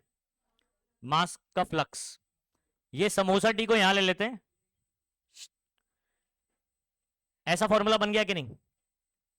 डिवाइड बाय टी अगर मैं लिखता हूं, मास डिवाइड बाय टी, तो ये क्या हो गया? Rate of flow of mass हो गया। क्या हो गया ये? कितना मास, मास का रेट क्या है, मास की फ्लो करने की स्पीड क्या है, पर सेकंड में कितना मास एंटर कर रहा है और पर सेकंड में कितना मास लीव कर रहा है। क्या आपको पता है जितना मास एंटर करेगा उतना ही लीव करेगा? जितने टाइम में जितना मास एंटर करेगा उतने ही टाइम में उतना ही मास लीव भी करता है। तो जो मास का रेट है वो क्या होना चाहिए? कांस्टेंट होना चाहिए। क्या होना चाहिए? अब आप बोलोगे सर कैसे कांस्टेंट होगा? सुनो, ये किसके बराबर है? रो और इन दोनों के मल्टीप्लीकेशन के। ये किसके बराबर है? रो A1V1। अच्छा मुझे एक चीज बताओ, डेंसिटी ऑफ फ्लूइड इनकंप्रेसिबल है तो डेंसिटी क्या रहेगा? कांस्टेंट। इन दोनों का मल्टीप्लीकेशन भी हमेशा क्या आएगा? कांस्टेंट। क्यों? आगे चल के पाइप छोटा हो गया, पतला हो गया, तो उसका एरिया क्या हो गया? कम, लेकिन वेलोसिटी क्या हो गया? तो A1V1 मेरा क्या A2V2 के बराबर नहीं हुआ? इक्वेशन ऑफ कंटिन्यूटी में ही तो बोल रहे हैं। तो इसका मतलब है बच्चों कि ये टर्म भी क्या रहेगा? कांस्टेंट। अगर पाइप को और आगे चल के पतला कर दोगे आप, एरिया और कम होगा, वेलोसिटी और बढ़ जाएगा, लेकिन इन दोनों का मल्टीप्लीकेशन हमेशा क्या होगा? कांस्टेंट। एक नंबर लेकर समझाता हूं बच्चों। मान लीजिए मेरे पास एरिया था 3, कितना था? और वेलोसिटी था 2, कितना था बच्चों? अब आगे चल के पाइप जो है ना पतला हो गया और एरिया हो गया 2, तो वेलोसिटी को 3 होना पड़ेगा, ताकि 3 2 6 और 2 3 भी क्या हो जाए? 6 हो जाए। नहीं समझे बात को? अच्छा आगे चल के और एरिया कम कर देते हैं आप, मान लो A3V3 कर देते हैं, और एरिया कम हो गया। अब एरिया मान लीजिए 1 हो गया, कम हो 3 से 2, 2 से, तो वेलोसिटी को 6 होना पड़ेगा, ताकि मल्टीप्लीकेशन करके कितना आए? सेम आए। नहीं समझे बात को? तो इन दोनों का मल्टीप्लीकेशन हमेशा क्या होगा? इक्वेशन ऑफ कंटिन्यूटी यही कहता है कि एरिया इंटू वेलोसिटी हमेशा क्या होगा? कांस्टेंट रहेगा। आप कोई भी रीजन में चले जाओ, एरिया कम कर दोगे वेलोसिटी बढ़ जाएगा। और आप इसको डे टू डे लाइफ में यूज भी करते हो इक्वेशन ऑफ कंटिन्यूटी को, ठीक है? अब दूर एक प्लांट बहुत दूर है, ठीक है, वहां पर ऐसा पाइप नहीं जा रहा है, तो यहीं से ऐसे आपने एरिया रिड्यूस किया, वेलोसिटी बढ़ गई, वहां पहुंच गए। नहीं समझे बात को? क्या बात है क्या इसमें? समझ आ रही बात? ओके। अच्छा तो दिस इज व्हाट, इसको हम लोग dm/dt भी लिखते हैं, और इसको मास फ्लक्स बोलते हैं। क्या बोलते हैं बच्चों? मास फ्लक्स, फ्लक्स, ठीक है, मास फ्लक्स।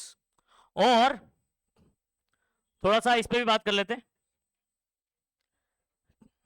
अच्छा आपका एरिया इंटू वेलोसिटी क्या होता है? कांस्टेंट होता है। इक्वेशन ऑफ कंटिन्यूटी क्या बोलती है, जरा बताओ मुझे।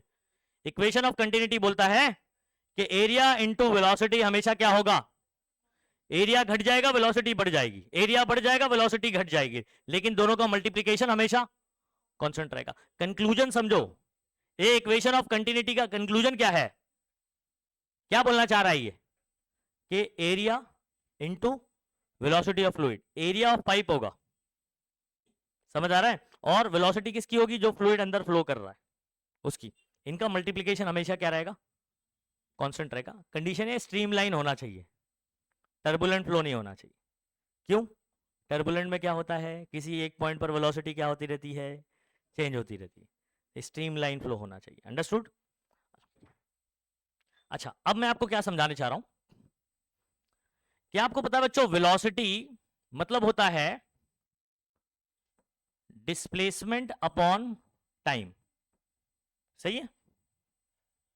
अरे velocity is equal to what? अच्छा ये एरिया इंटू डिस्प्लेसमेंट कौन होगा पता है? ठीक है, ये देखो वॉल्यूम, ये आपको याद है ये वाला, ये क्या था आपका? डेल x1 है ना, और ये एरिया क्या था बच्चों? A1। जब मैंने आपको इसका वॉल्यूम पूछा तो आपने वॉल्यूम का फॉर्मूला क्या बताया? अच्छा वॉल्यूम को चाहे ना आप, इस वॉल्यूम को आप डेल वी सिंबल दे दो। क्या दे दो? Del V, change in volume. तो वॉल्यूम का फॉर्मूला होता है एरिया इंटू हाइट। हाइट यहां पर डेल x1 है, तो मतलब A1 डेल x1 की जगह क्या आ सकता है बच्चों?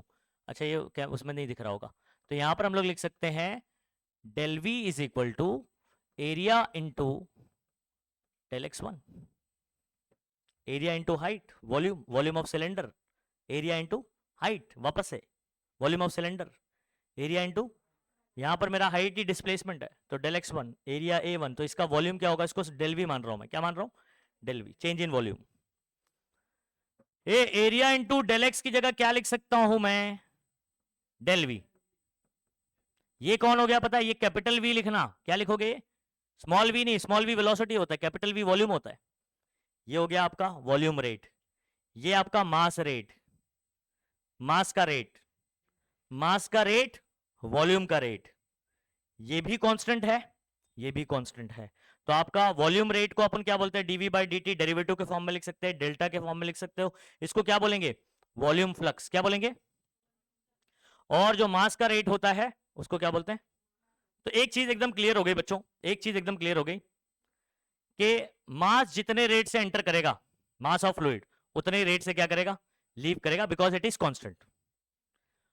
वॉल्यूम ऑफ फ्लूइड जितने रेट से एंटर करेगा, 100 ml अगर 1 सेकंड में एंटर करता है तो 100 ml 1 सेकंड में लीव करेगा। तो वॉल्यूम रेट यानी वॉल्यूम फ्लक्स, वॉल्यूम रेट यानी, अच्छा, मास का रेट यानी मास फ्लक्स, कांस्टेंट है दोनों भी, क्या रहेंगे? कांस्टेंट रहेंगे। इक्वेशन ऑफ कंटिन्यूटी का स्टेटमेंट भी यही बोलना है। यहां पर आपको इन टर्म्स ऑफ वॉल्यूम बताया गया है। कौन से टर्म में बताया गया? वॉल्यूम।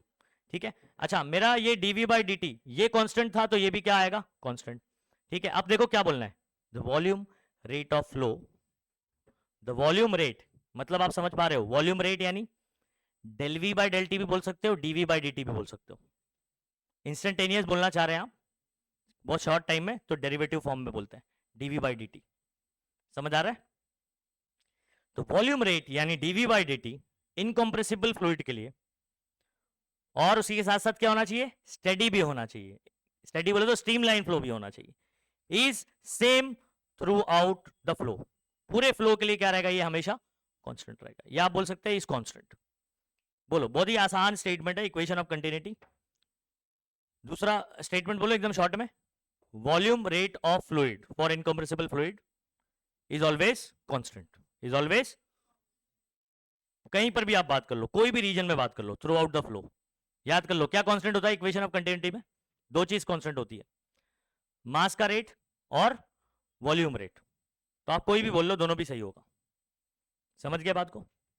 याद कर लोगे इसको? अच्छा, इक्वेशन ऑफ कंटिन्यूटी का फॉर्मूला क्या आया सभी बच्चे बताओ? a1 v1 is equal to, अच्छा, इसका कंक्लूजन क्या है? क्या समझ में आ रहा है अपने को कि a1 v1 is equal to a2 v2 आया? इसका क्या मतलब है? कि इन दोनों का मल्टीप्लीकेशन किसी भी रीजन में क्या होगा? कांस्टेंट होगा। जहां एरिया ज्यादा है तो वहां वेलोसिटी कम होगी, और जहां पर एरिया क्या हो जाएगा? कम, वहां वेलोसिटी क्या हो जाएगी? लेकिन इन दोनों का मल्टीप्लीकेशन हमेशा कांस्टेंट रहेगा, सेम रहेगा। ये कंक्लूजन है, याद रखिए। आप कोई भी चीज करते हो तो उसके बाद में उसका कंक्लूजन क्या निकालते हो? बस अपने को रट्टा मार के डेरिवेशन प्रूफ नहीं करना है, ठीक है? न्यूमेरिकल में अप्लाई करने के लिए इसका फील होना चाहिए। अच्छा, दूसरा, और हम लोग ने क्या देखा? दो रेट बताया मैंने आपको। एक कौन सा rate? Mass rate, dm by D t, या del M by del T भी बोल सकते हैं। इसका एक और नाम क्या बताया मैंने मास रेट का? मास फ्लक्स बताया, ठीक है? अच्छा, मास रेट जो है वो क्या कांस्टेंट निकल कर आ रहा था? यस, क्योंकि फॉर्मूला क्या होता है? Rho A one V one, समोसा टी को उधर ले लिया तो अब A one into V one क्या है? कांस्टेंट है, रो भी कांस्टेंट, तो पूरा टर्म क्या हो गया? तो mass rate will always be constant. Incompressible fluid condition है, फ्लूइड कैसा होना चाहिए? इनकंप्रेसिबल। अच्छा, और एरिया इंटू वेलोसिटी को जब मैंने सॉल्व किया तो एक्चुअल में ये वॉल्यूम रेट निकल कर आया। क्या है? DV by D T, del V by del T भी बोल सकते हो। तो वॉल्यूम रेट भी क्या रहता है? जब ए इंटू वी कॉन्स्टेंट है तो वॉल्यूम रेट भी क्या होगा? कॉन्स्टेंट होगा। ठीक है, final conclusion, equation of continuity क्या है? Area into velocity always constant, ठीक है? वॉल्यूम रेट कांस्टेंट, मास का रेट, मास फ्लक्स, वॉल्यूम फ्लक्स। आगे बात समझ में क्लियर है? छोटा सा ही है लेकिन समझने वाली बहुत सारी चीज है इसके अंदर। चलो, अब हमारे पास बचता है, ठीक है, ये सब फॉर्मूलेज दिया हुआ मैंने जो लास्ट पेज पे होना चाहिए था। ठीक है, अब इस चैप्टर का सबसे बड़ा derivation, Bernoulli equation, Bernoulli's equation. ये भी बड़े काम का है, डे टू डे लाइफ में बहुत जगह आप यूज करते हैं इसको। इसका एप्लीकेशन बहुत मजेदार है, ठीक है? इसका एप्लीकेशन आप देखोगे ना, बड़ा मजेदार है एप्लीकेशन इसका। ठीक है, तो फिलहाल हम लोग क्या करते हैं, पहले फॉर्मूला निकालते हैं, फिर मैं इसके एप्लीकेशन आपको जब बताऊंगा। तो ये बहुत सारे हमारे पास एग्जांपल है इसके अंदर, स्प्रे वगैरह या सेंट वगैरह हम लोग इस्तेमाल करते हैं। समझ आ रहा है? उसमें बर्नौली इक्वेशन का इस्तेमाल करेंगे हम लोग, ठीक है? और आप देखते हो कि आंधी तूफान जब चलती है, ठीक है, तो आप देखते हो कि जिन जिन क्या नाम है पतरे पर हुक वगैरह नहीं लगे होते हैं वो पतरे उड़ जाते हैं, है ना। आपके घर का जो कैलेंडर है, ठीक है, जब पंखा चालू करते हैं तो वो आगे की तरफ क्यों उड़ता है? हाँ, पीछे जगह नहीं रहती है, वो रीजन नहीं है, ठीक है। अच्छा, कुछ चीजें बर्नौली का और भी बहुत एप्लीकेशन है बच्चों उसका।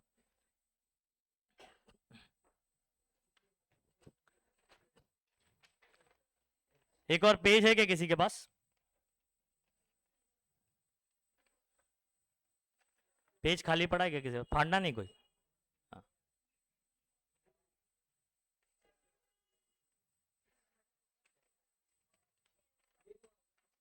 क्या खेलते हैं इसके?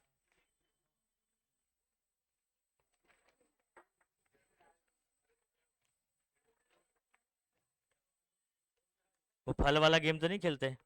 एप्पल ग्रैप्स, चिट्ठी वाला, क्या बोलते हैं उसको? 16 चिट्ठी।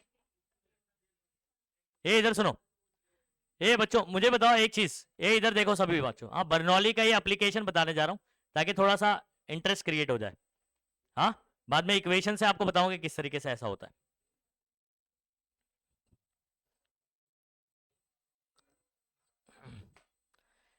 इसके बीच में मैं अगर फूक मारूंगा, इसके बीच में मैं फूक मारूंगा, तो आपको बताना है ये पेपर किस तरफ मूव करेंगे। हाँ, किधर मूव करेंगे? पहले आप बताओ, पहले लॉजिकली बताओ, फिर बाद में अपन डिसाइड करेंगे। ओके, आपके अकॉर्डिंग सुनो, आपके अकॉर्डिंग ये पेपर ऐसे जाना चाहिए ना? ओके, बराबर है? यही बोल रहे हैं सभी बच्चे?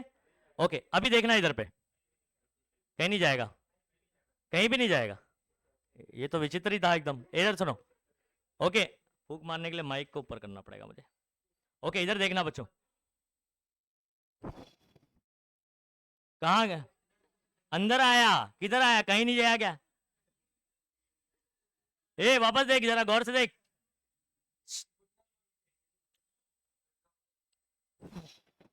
किधर आया ये? अंदर की तरफ। मैं हाथ से नहीं कर रहा हूं उसको ऐसे, ठीक है, ये मेरा हाथ स्टेबल एकदम। ए इधर देखो, आप जैसे ही आप इसको फूकते हैं बीच में से, ये देखो, और थोड़ा सा करीब करता हूं मैं इसको, ए रो यार, ओके, ये देखो अंदर की तरफ आया। किधर आया?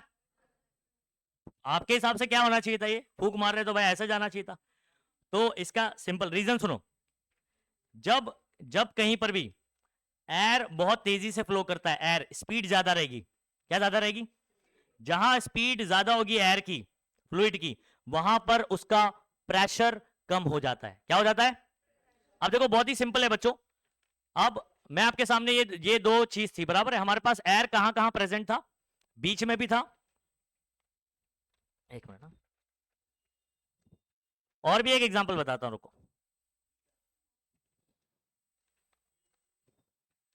और भी एग्जांपल बताता हूं। ये देखो, ये मेरे पास तीन रीजन थे, एक इधर पे, एक बीच में, और एक यहां पर। एयर यहां यहां प्रेजेंट थी। मैंने बीच में से जब ब्लो किया तो यहां की एयर की स्पीड क्या हो गई? बढ़ गई। एयर की स्पीड क्या हो गई? बर्नौली इक्वेशन अपने को क्या बताता है कि जहां पर वेलोसिटी बढ़ जाएगा वहां पर प्रेशर क्या हो जाएगा? कम। अच्छा, यहां पर प्रेशर कितना है? Atmospheric pressure 1 ATM. और यहां पर जब आप ब्लो करते हो यहां का प्रेशर क्या हो गया? 1 एटीएम से कम हो गया। तो यहां पर प्रेशर कितना है? उतना ही है जितना है, लेकिन यहां का प्रेशर क्या हो गया? बीच का कम। तो अब ये बताओ किधर पुश करेगा पेपर को? अंदर की तरफ। तो ये वाला इसको ऐसे दबाएगा, ये वाला भी इसको ऐसे दबाएगा। ये बर्नौली का एप्लीकेशन बता रहा हूं मैं आपको। अच्छा, एक और, किसी के पास लंबी स्केल है?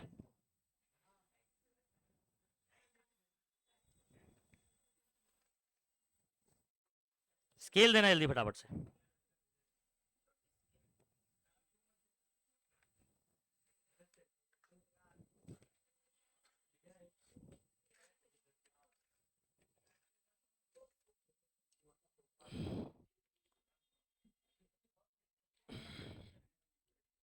इधर सुनो, इधर देखो,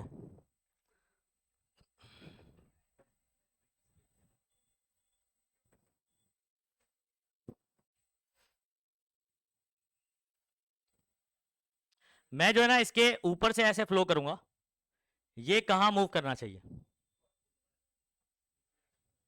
कहां मूव करना, मैं ऐसे ब्लो करूंगा, बराबर है, हाँ नीचे जाएगा, आर यू श्योर? इधर सुनो, किधर आया, नहीं देखे, अरे देखा नहीं देखा, कहां आया, क्यों ऐसा हुआ होगा सोचो, जब मैंने एयर ब्लो किया ऐसे, जब मैंने ऐसे एयर ब्लो किया, यहां पर वेलोसिटी क्या हो गई, एयर की वेलोसिटी क्या हो गई, बोलो, बढ़ गई, वेलोसिटी बढ़ गई, प्रेशर यहां क्या हो जाएगा, और यहां पर तो उतना ही प्रेशर है जितना पहले था, लेकिन यहां क्या हो गया, कम, तो ये उसको ऐसे पुश करता है, ये इसको क्या करता है ऐसे, अरे जहां प्रेशर ज्यादा होगा वो उसको पुश करेगा ना ऐसे, नहीं समझे बात को, आप बोलोगे सर यहां तो उतना ही है, यहां थोड़ी बढ़ा, अरे भाई यहां नहीं बढ़ा लेकिन यहां तो घटा ना, तो जब यहां घट गया तो जाहिर सी बात है ये ज्यादा है, तो ये इसको क्या करेगा ऐसे ऊपर की तरफ उठाएगा, नहीं आया समझ में, हाँ, घर का कैलेंडर के साथ क्या होता होगा, रुको, घर का कैलेंडर ऐसे है, बराबर,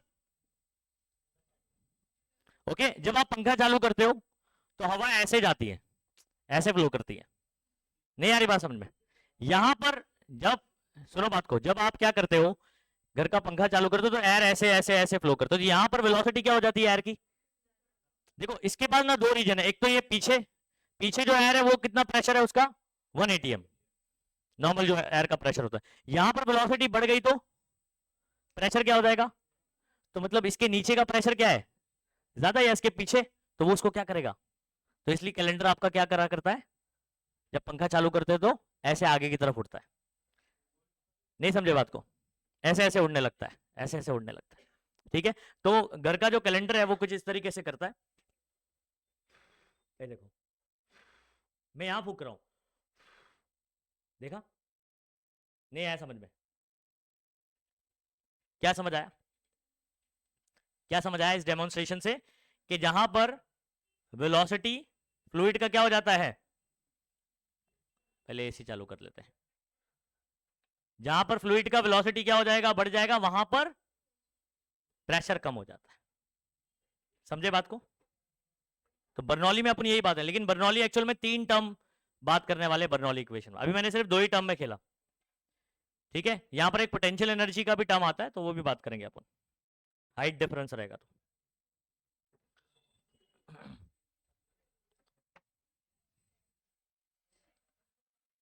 और भी है, चलो ये एक और चीज बता देता हूं, ये आपका ना,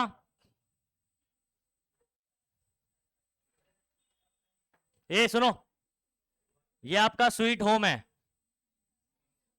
अभी बीच में हवा चली थी ना जबरदस्त, है ना, ओके, तो ऐसी हवा चल रही है फॉर एग्जांपल, ये ऐसे, यहां पर एयर का वेलोसिटी क्या हो गया, सुनो बात को, यहां पर एयर का वेलोसिटी क्या हो गया, अरे बोल दो, एयर का वेलोसिटी हो गया ज्यादा, यहां पर प्रेशर क्या हो जाएगा, कम, अच्छा इस छत के नीचे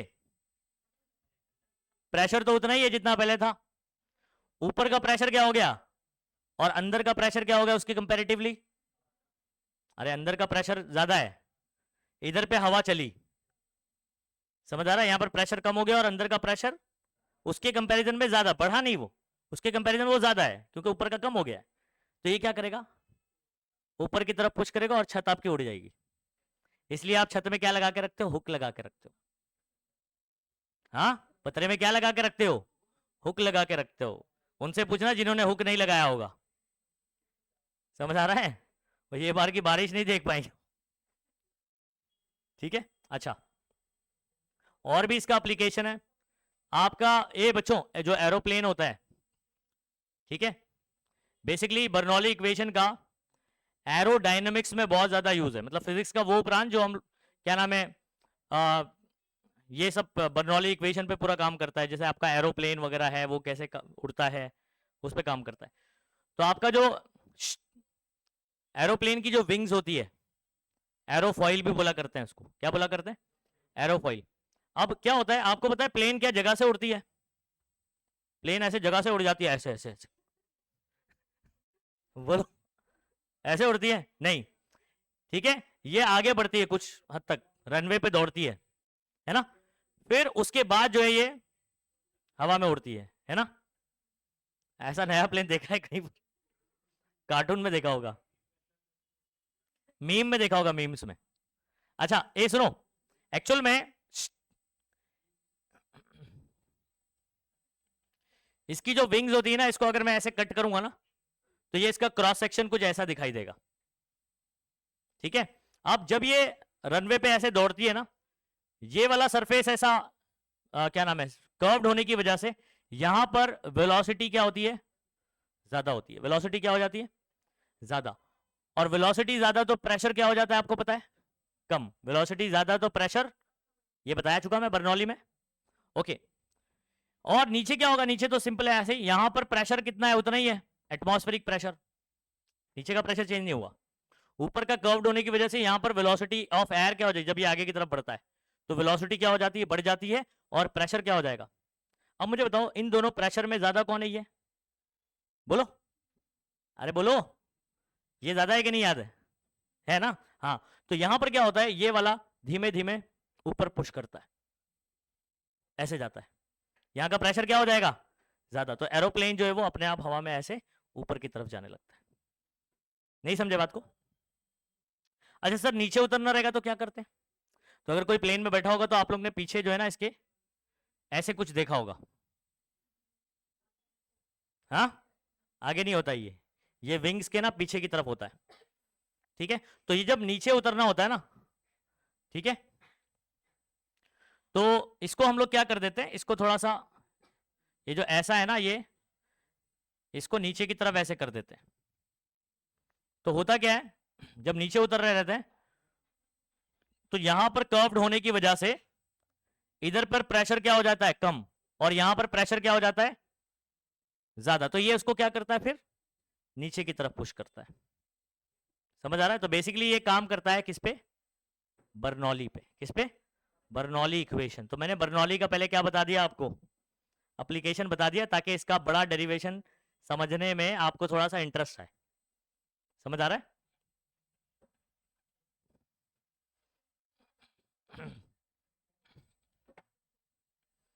चैप्टर हमारा जस्ट खत्म होने पर ही है बच्चों, ओके। क्या होता है ना बच्चों, सुनो, जो डेरिवेशन वाला पार्ट होना वो थोड़ा सा बोरिंग आपको लगता है, तो जब तक उसका एप्लीकेशन आप नहीं समझोगे, या पढ़ने के बाद में एप्लीकेशन समझ लेते हो तो थोड़ा मजा आने लगता है। तो मैंने कुछ एग्जांपल आपको पहले बता दिया, अब इसका डेरिवेशन कर लेते हैं कि इसके अंदर फॉर्मूला क्या प्रूव करना है, ठीक है। अब लेकिन ये तो फ्लूइड की बात कर रहा है यहाँ पर, जो पाइपलाइन के अंदर फ्लूइड फ्लो कर रहा है, लेकिन इसके अंदर मैंने एरोडायनेमिक्स में भी इसका यूज बता दिया आपको। और भी एग्जांपल बचा हुआ है, स्प्रे वगैरह है, ठीक है, एटॉमिक स्प्रे आपको बात करना है, उस पर भी यूज, एटमाइजर बोलते हैं उसको, क्या बोलते हैं, एटमाइजर। ये सुनो, पहले इस डायग्राम को समझ लेते हैं। अब ऐसा कुछ कंटिन्यूटी इक्वेशन में हम लोग कर चुके हैं, सभी बच्चे सुनेंगे, सभी बच्चे गौर से। इस डायग्राम जाना पहचाना है कि नहीं, है ना। हाँ, यहां पर मैंने एरिया आपकी बार नैरो ले लिया, आप उल्टा भी ले सकते हैं, कोई दिक्कत नहीं है। यहां पर एरिया A1 है और यहां पर एरिया आपका क्या है, A2 एरिया है। सुनो, फ्लूइड कंटिन्यूअसली इसके अंदर फ्लो कर रहा है, फ्लूइड कंटिन्यूअसली क्या कर रहा है, फ्लो कर रहा है।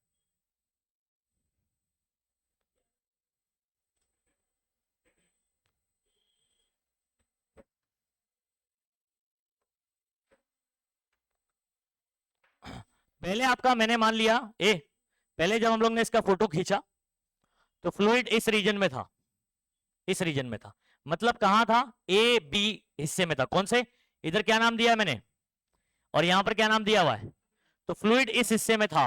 ध्यान रखिए कौन से हिस्से में था फ्लूइड, इस हिस्से में था। फिर कोई समोसा टी टाइम के बाद ये फ्लूइड आगे बढ़ता है बच्चों, ये फ्लूइड ऐसे आगे बढ़ा। फ्लूइड कैसे आगे बढ़ा देख रहे हो? अब आप बोल रहे सर यहां पर ज्यादा दिख रहा है, तो याद करो यहां पर एरिया कैसा लिया हुआ है, नैरो, तो यहाँ डिस्प्लेसमेंट आपका ज्यादा होगा ना, लेकिन वॉल्यूम क्या रहने वाला है, सेम। इक्वेशन ऑफ कंटिन्यूटी में सीखा है हमने, ठीक है। मास रेट क्या रहने वाला है, सेम। तो अगर मैं इसका मास और इसका मास पूछूं तो वो भी क्या होगा, सेम। वॉल्यूम पूछूं तो, और इन दोनों का रेट भी पूछूं तो क्या होगा, सेम होगा। इतनी बात समझ में आ गई। अच्छा आगे बात सुनो, हम लोग ना बच्चों ये जो इतना हिस्सा मास है ना, इसको मास हम लोग डेल एम कंसिडर कर लेते हैं। क्या कंसिडर कर लेते हैं, इसका भी मास आप कंसिडर कर लीजिए क्या, डेल एम।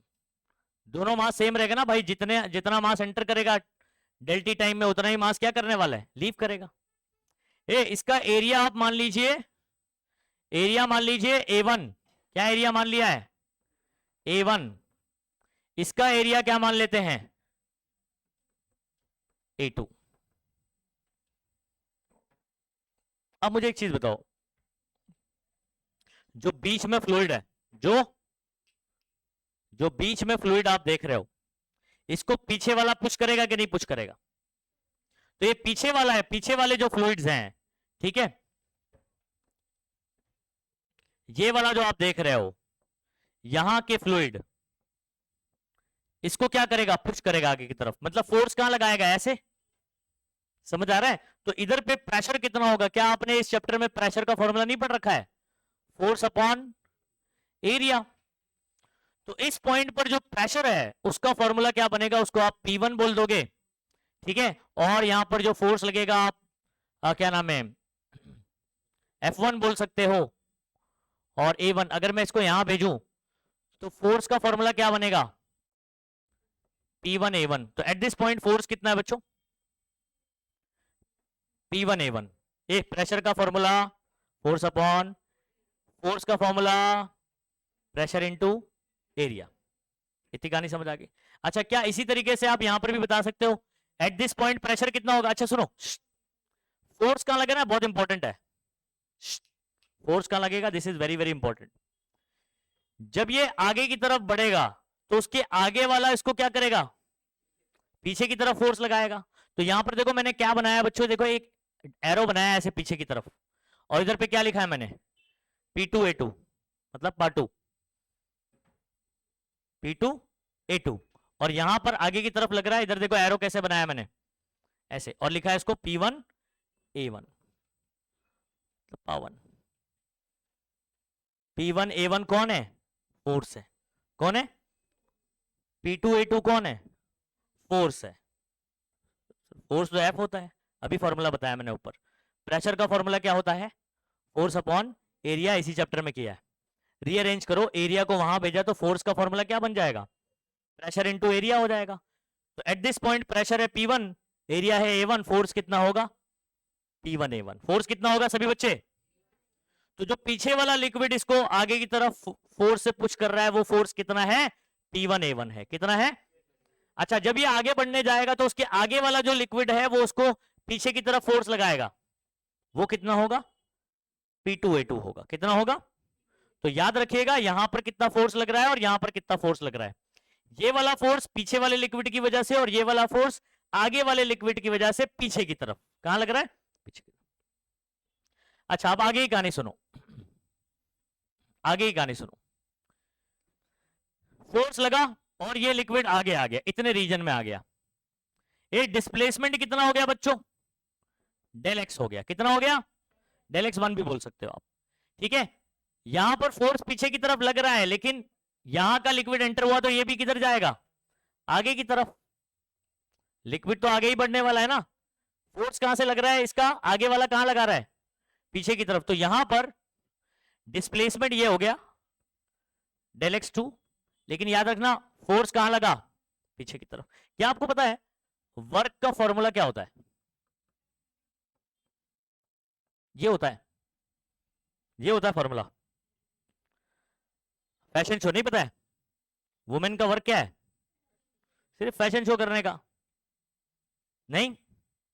ओके आगे सुनो, ये डॉट हटता है तो आपको पता है कॉस आता है, डॉट हटता है तो क्या आता है, डॉट प्रोडक्ट। सीखा है, नहीं सीखा है कोई बात नहीं, मैं एक लॉजिकली भी चीजें बता दूंगा और फॉर्मूले के अकॉर्डिंग भी बता दूंगा। डॉट हटता है तो क्या आता है बच्चों, कॉस थीटा आता है। डॉट हटता है तो क्या आता है। अच्छा मुझे एक चीज बताना, यहां पर डिस्प्लेसमेंट इधर हो रहा है, ये देखो, और फोर्स भी उसी डायरेक्शन में लग रहा है। दोनों कैसे हैं एक दूसरे के, डिस्प्लेसमेंट एस और ये एफ, जब दोनों का डायरेक्शन सेम होता है तो इन दोनों के बीच में एंगल कितना होगा, जीरो। कैसा होगा, कॉस जीरो की वैल्यू कितनी होती है, 1 होती है। तो आपका फॉर्मूला सिर्फ डब्ल्यू का बनेगा, फोर्स इंटू डिस्प्लेसमेंट। अच्छा, अगर मान लीजिए बच्चों, ठीक है, मैं पूरा स्टेप लिख देता हूं, कॉस जीरो जब दोनों का डायरेक्शन सेम होता है, ए फोर्स और डिस्प्लेसमेंट का डायरेक्शन जब सेम होगा तो प्लस एफ एस आता है। क्या आता है, प्लस एफ एस होगा। अच्छा, लेकिन बच्चों अगर दोनों का डायरेक्शन अपोजिट है, फोर्स पीछे की तरफ लग रहा है लेकिन डिस्प्लेसमेंट कहां हो गया, ठीक है, वर्क डन बाय जो अपोजिट फोर्स है उसकी वजह से बता रहा हूं, ठीक है, आगे वाला फ्लूइड जो है वो पीछे की तरफ फोर्स लगा रहा है लेकिन लिक्विड फिर भी आगे की तरफ खसक गया, तो फोर्स इधर है और डिस्प्लेसमेंट इधर है। ये दोनों के हाथ के बीच में एंगल कितना बताओ, 180 है। कितना एंगल है, और आपको पता है cos 180 कितना होता है, -1 होता है। कितना होता है, तो इसकी जगह अगर मैं -1 पुट करूंगा बच्चों तो ये हो जाएगा माइनस एफ एस। क्या आ जाएगा, अच्छा तो आप शॉर्ट में डायरेक्टली याद रखिए, ए नेगेटिव वर्क कब होगा, वर्क नेगेटिव कब आएगा, जब फोर्स और डिस्प्लेसमेंट का डायरेक्शन क्या होगा, अपोजिट, और जब दोनों का सेम डायरेक्शन होता है तो वर्क क्या होगा, पॉजिटिव होगा। इतनी बात समझ पाए, इस डेरिवेशन के लिए बहुत छोटी मोटी चीजें आपको आनी चाहिए, सब आएगा तब जाके पूरा डेरिवेशन आएगा। इसको समझ लो, एक बड़ा डेरिवेशन है, बहुत सारे कॉन्सेप्ट इसके अंदर काम करेंगे। वर्क एनर्जी थियरम भी लगने वाला है। वर्क एनर्जी थियरम क्या है, work done by all the forces is equal to change in kinetic energy. क्या बोलना है, work done by all the forces, conservative हो चाहे नॉन कंजर्वेटिव हो, इज इक्वल टू क्या बोलेंगे, चेंज इन काइनेटिक एनर्जी। इसको भी याद रखिए। क्या क्या बोला मैंने, इसको पहले एक वर्क का फॉर्मूला याद कर लीजिए आप सभी बच्चे। वर्क का फॉर्मूला क्या है, फोर्स इनटू डिस्प्लेसमेंट। लेकिन ये आपका पॉजिटिव भी हो सकता है और क्या हो सकता है, आप पॉजिटिव वर्क कब होगा इसको दिमाग में फिट कर लीजिए डायरेक्ट, पूरा कॉस थीटा लगाने की जरूरत, जब फोर्स और डिस्प्लेसमेंट का डायरेक्शन सेम होगा वर्क विल बी, और जब फोर्स और डिस्प्लेसमेंट का डायरेक्शन अपोजिट रहेगा नेगेटिव रहेगा। इसके अलावा कुछ एंगल रहेगा तो फिर उस हिसाब से आपको सॉल्व करना होता है, लेकिन जो जरूरत वाली चीज है वो बता दे रहा हूं। चलो, displacement force, work will be positive, displacement force negative होगा, cos 180 नेगेटिव होता है। इतना याद कर लो ना जितना बता रहा हूं। अच्छा, एक वर्क एनर्जी थियरम है, work done by all the forces is equal to change in kinetic energy. इसको भी याद कर लीजिए। क्या बोला मैंने, वर्क डन बाय जितने भी फोर्स है उन्होंने कितना काम किया उसका सम किसके बराबर होता है, काइनेटिक एनर्जी में चेंज के बराबर होता है। किसके बराबर होता है, काइनेटिक एनर्जी में चेंज। अच्छा, काइनेटिक एनर्जी का भी फॉर्मूला याद कर लीजिए। क्या है काइनेटिक एनर्जी का formula, half M V square, half M V square, ठीक है। अच्छा, आगे बढ़े, इतनी कहानी समझ आ गई, आगे बढ़ते हैं। अच्छा, एक और बात, ये जो हिस्सा अंदर आया ना, ये वाला पार्ट, इसको हम लोग ए डैश करके पुकारेंगे। क्या बोलेंगे, ए डैश, ए डैश, और ये वाले को क्या बोलेंगे, बीबी डैश। क्या बोलेंगे, बीबी डैश। और ये पूरा रीजन अगर मैं बात करूं तो ए बी आगे शिफ्ट हो गया ए डैश बी डैश में, ए बी वाला हिस्सा किस में शिफ्ट हो गया, ए डैश बी डैश में। यहां पर कितना एंटर किया, ए डैश, कितना लीव किया, बी बी डैश। बोलो कितना एंटर किया, ए डैश, कितना लीव किया, बी बी डैश। अच्छा, जितना एंटर किया उतना लीव के बराबर होता है, मालूम है ना, वॉल्यूम रेट, मास रेट, या सिर्फ मास और सिर्फ वॉल्यूम क्या रहेगा यहां पर, दोनों का बराबर बराबर रहेगा। अच्छा, अब आगे बात करते हैं। ये जो मास एंटर किया इसकी हाइट यहां से h1 है, कितनी है, जल्दी से सभी बच्चे, ये वाला जो मास है इसकी फ्लोर से हाइट कितनी है, h1, और ये वाला उससे ज्यादा हाइट पर है, इसकी हाइट कितनी है, h2 है। तो दोनों का पोटेंशियल एनर्जी डिफरेंट होगा। पोटेंशियल एनर्जी क्या होगा, अब पोटेंशियल एनर्जी का फॉर्मूला बताइए। एक्चुअल में चेंज इन पोटेंशियल एनर्जी का फॉर्मूला होता है, लेकिन क्या होता है बताओ?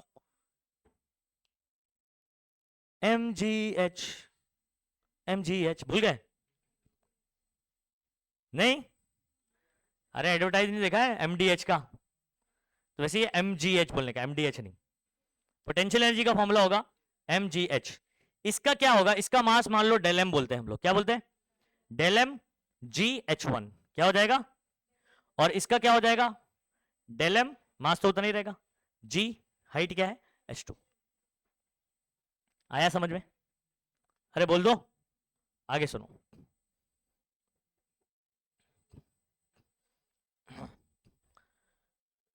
टेक्स्ट बुक में देखो बराबर इसका डेरिवेशन नहीं बनाया मैंने, इसको बनाया, इसमें भी एक मिस्टेक है, उसको करेक्शन कर दूंगा मैं, उसको भी कर लेना। Consider an elemental fluid that lies between cross section A and B. हम लोग ने पूरे फ्लूइड में से एक छोटा सा फ्लूइड कंसीडर कर लिया है, जो कि कहां पर प्रेजेंट है? ए से बी के बीच में। ए कहां पर प्रेजेंट है सभी बच्चे? ए पीछे, इधर ध्यान देना, सोने का तो घर पे जा। फ्लूइड कहां प्रेजेंट है जल्दी बोलो? ए के बी के, ए और बी के बीच में, between A and B section, ठीक है। लेट कितने टाइम में? डेल्टा टी टाइम में it moves to A dash B dash. मतलब ये ए बी से ए डैश बी डैश खसक जाता है, ए बी से, क्योंकि फ्लो कर रहा है ना बच्चों। तो अभी मान लो ए बी पर है, तो कुछ टाइम के बाद ये क्या हो जाएगा? ए डैश बी डैश में पहुंच जाता है। समझ पाए क्या बोला मैंने? अच्छा, A1 कौन सा एरिया है? ए सेक्शन के पास, समझ आ रहा है? और A2 कौन सा एरिया है? बी वाले के पास। किधर पे? बी वाले के पास। देखो, A1 be the area at point A, A2 be the area at point A. P1 और P2 कौन है? ए पॉइंट पर प्रेशर, और P2 कौन है? बी पॉइंट पर प्रेशर। डायग्राम समझ गए तो ये खुद से लिख सकते हो आप। आगे सुनो, वर्क एनर्जी थ्योरम क्या बताया था मैंने, जल्दी से बताना सभी बच्चे। वर्क डन बाय सारे फोर्सेस, जितने भी फोर्सेस वहां पर लग रहे हैं, is equal to what? Change in kinetic energy. Work energy theorem बोलो सभी बच्चे। Work done by all the forces, क्या बोलोगे? Is equal to change in kinetic energy. This is called as work energy theorem. क्या बोलते हैं इसको? Work energy theorem.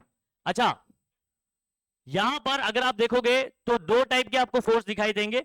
एक तो फ्लूइड काम करेगा, फ्लूइड मूव कर रहा है ना, तो work done by fluid plus, समझ आ रहा है? तो weight, work done by gravity, समझ में आ रहा है? तो यहां पर वर्क डन बाय ग्रेविटी और वर्क डन बाय फ्लूइड बात करें, क्योंकि इसमें हाइट भी चेंज हो रही है। हाइट भी क्या हो रही है? सेम हाइट पे नहीं जा रहा है कि ग्रेविटी से कोई वर्क नहीं होगा। ग्रेविटी कब काम करती है इसको समझो। अगर आप सेम लेवल, ये पाइप जो है ना मैंने ऐसे बनाया ना, अगर मैं हॉरिजॉन्टल कर देता तो work done by gravity will be zero, क्योंकि हाइट चेंज, तो हाइट चेंज नहीं होता तो पोटेंशियल एनर्जी भी चेंज, तो work done by gravity zero हो जाती। लेकिन आपने हाइट लिया है, इसका हाइट h1 लिया है और ऊपर वाले का क्या लिया हुआ है? h2। तो h1 से h2 जा रहा है, हाइट चेंज हो रही है, वर्क डन बाय ग्रेविटी होगा।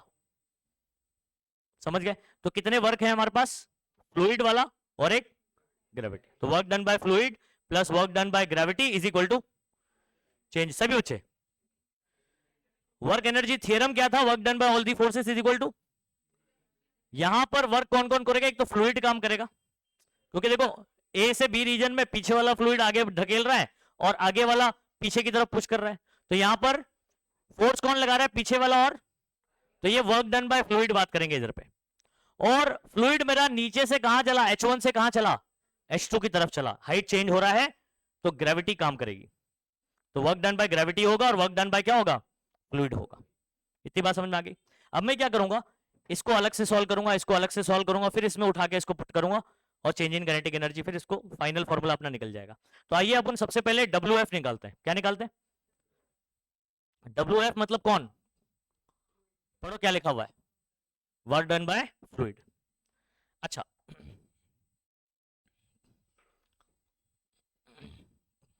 अच्छा मुझे एक चीज बताओ, AB से, AB वाला सेक्शन में था ना फ्लूइड, ये कहां चला गया? A डैश B डैश पे। AB से कहां चला गया? अच्छा, अब थोड़ा सा इधर आना, वापस से डायग्राम में वापस आना बच्चों। जब ये पीछे वाले फ्लूइड ने फोर्स लगाया, पीछे वाले फ्लूइड ने फोर्स लगा है। मुझे बताओ वर्क के लिए क्या होता है, फोर्स इनटू डिस्प्लेसमेंट। तो ये वाला फ्लूइड इधर एंटर कर गया, कितना डिस्प्लेसमेंट हुआ, डिस्प्लेसमेंट कितना हुआ, del X one, del X one बोल सकते हैं।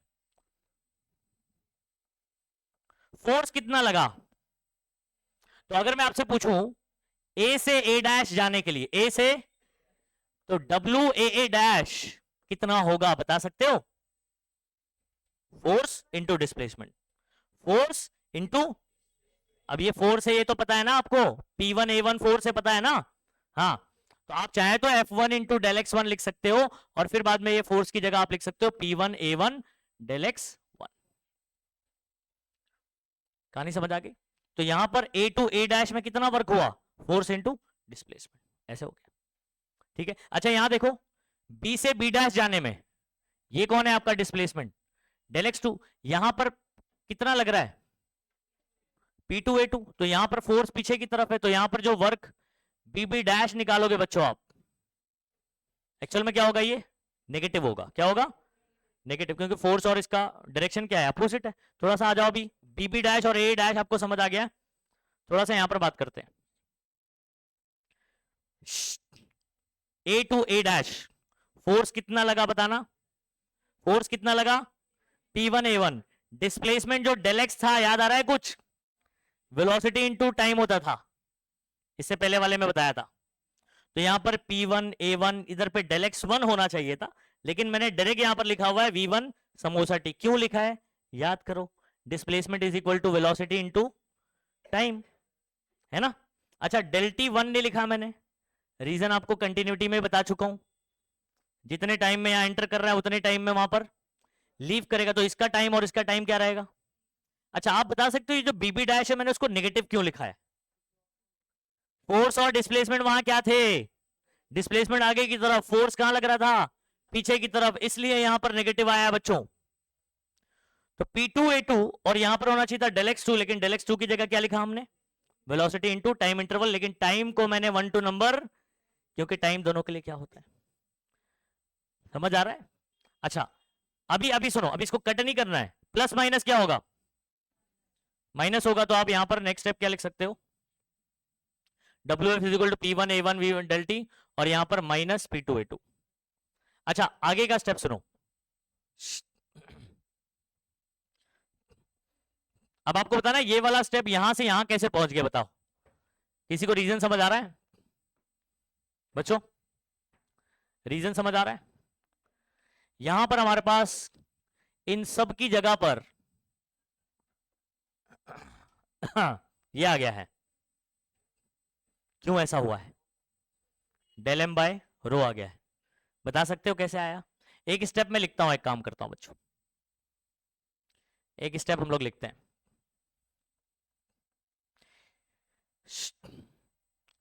A1 V1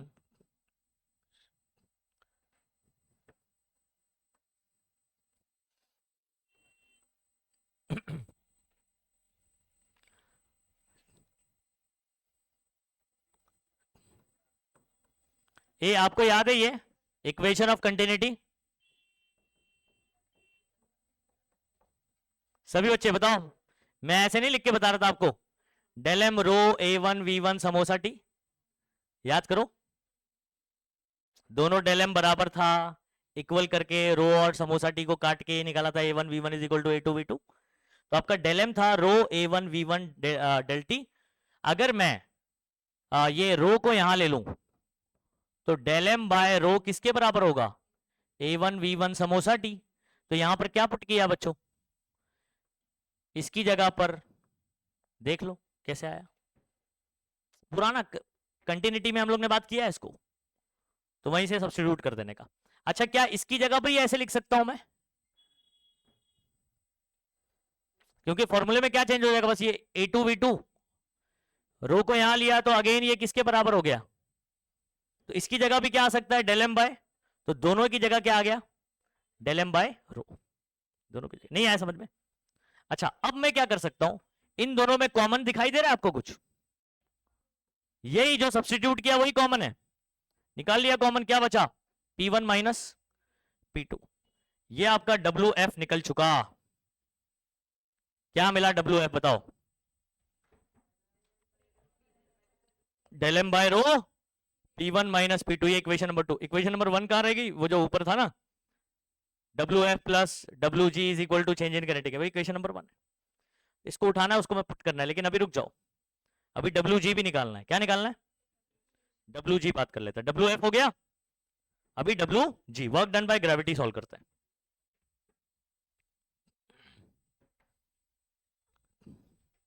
ठीक है,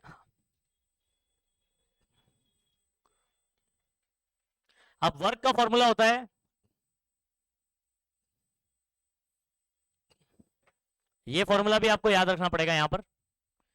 जैसे वर्क एनर्जी थ्योरम आप लोग ने पढ़ा, work done by gravity is negative of change in potential energy बोलते हैं इसको। क्या बोलते हैं? यू यहां पर कौन है? Potential energy.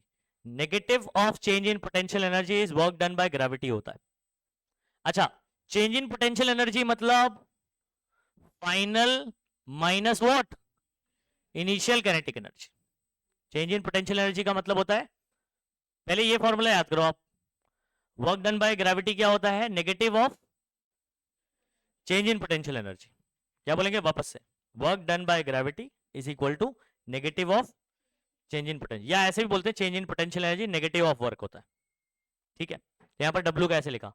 डेल यू की जगह क्या लिख सकते हैं? Final minus. अच्छा मुझे एक चीज बताओ, अगर नेगेटिव में अंदर भेज देता हूं तो ये नेगेटिव हो जाएगा और ये क्या हो जाएगा? ओके, तो UI मेरा पॉजिटिव हो गया, पहले लिख दिया, और ये नेगेटिव हो गया तो UI माइनस UF हो गया, यानी इनिशियल माइनस फाइनल। आई यानी इनिशियल, F यानी फाइनल। अच्छा, क्या आप बता सकते हो इस पाइप में पहले लिक्विड इस रीजन में था, A से B में था, बाद में ये आगे शिफ्ट हो गया बच्चों, A डैश से B डैश हो गया। तो शुरुआत में ये जो AB वाला है, AB वाली कहानी सुनो, AB वाला जो लिक्विड फ्लूइड है उसका पोटेंशियल एनर्जी क्या होगा? UAB। क्या बोलोगे? तो इनिशियली ये था, बाद में कहां पहुंच गया? ब्लू वाला देखिए, A डैश B डैश। तो फाइनल इसका पोटेंशियल एनर्जी की जगह क्या लिखूंगा? UA dash B dash. क्या लिखूंगा? UA dash B dash. अब आगे सुनो, आगे सुनना अच्छे से, आगे अच्छे से सुनो बच्चों। ये जो A से B वाला रीजन है ना, कौन सा? A से B रीजन जो है वो कितने हिस्सों में बटा है? जरा देखना, A से B 2 हिस्सों में बटा है। एक कौन सा है? AA डैश, और एक कौन सा है? A dash B। तो A से B वाले के अंदर 2 हिस्से आ रहे हैं, एक ये लिक्विड आ रहा है और एक ये लिक्विड आ रहा है। देख पा रहे हो? AB देख रहे हो? AB का एक थोड़ा सा यहां पर हिस्सा दिख रहा होगा आपको, A डैश, और फिर A डैश से B। तो AB कितने हिस्सों में बटा हुआ है? 2। 4 कहां से आ रहा है रे?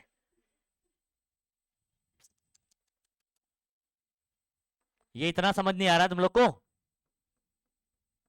ये AB हिस्सा है, इसमें देखो आपको ये एक दिखाई दे रहा है और एक ये, कितने रीजन दिखाई दे रहे हैं? 2। अच्छा, तो मैं बोल सकता हूं ये जो पूरे का पोटेंशियल एनर्जी है वो इन दोनों का सम है। इसका पोटेंशियल एनर्जी क्या बोलूंगा मैं? UA dash. क्या बोलूंगा? और इसको क्या बोलूंगा? अरे यू ही बोलूंगा ना रे पगले, B, A डैश B। क्या बोलूंगा? पहले ये वाला हिस्सा बोलो क्या है? A डैश, और ये वाला क्या है? A dash B। तो इन दोनों का मिलाकर AB बनेगा ना। तो ये कैसे बोलने का? इसकी जगह पर आप लिखोगे A dash plus U A dash B। देखो इतनी कहानी समझ आई? स्टेप बाय स्टेप धीमे धीमे समझो, समझ आ जाएगा। अब अगला रीजन देखिए, A डैश B डैश दिखाई दे रहा है आपको? ब्लू वाला इसके अंदर ब्लू दिखाई दे रहा है? हाँ। अब ये कितने हिस्सों में बटा हुआ है? ये वाला जरा चेक करना। 2, एक ये और एक ये। ठीक है, क्या मैं इस A डैश B डैश को ऐसे बोल सकता हूं A dash B plus BB dash? A dash B plus, यहां पर ये मिस्टेक है। क्या मिस्टेक है? समझे?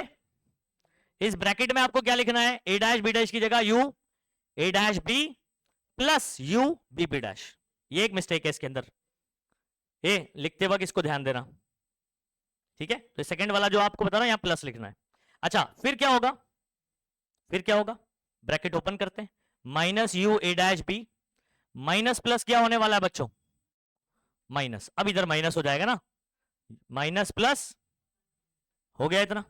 अच्छा अब एक चीज मुझे बताओ, ये वाला हिस्से में जब मैं दो बात करता हूं और ये वाले में जब दो बात करता हूं तो आपको दिखाई दे रहा है ये दोनों में कॉमन है, ये दोनों में क्या है, और जब मैं माइनस करूंगा तो कॉमन चीजें क्या हो जाएगी, कैंसिल हो जाएंगी। देखो कैसे कैंसिल हो रही है, ये इधर देखो, minus U A dash B और उसके बाद minus U B B dash, ये देखो ये और ये वाला रीजन ए डैश बी कौन सा रीजन है, बीच वाला, ए डैश बी कौन सा रीजन है, बीच वाला। अब क्या साइन आ रहा है इन दोनों के बीच में, माइनस, तो ये दोनों क्या हो जाएगा, बचेगा क्या, U A dash minus U B B dash.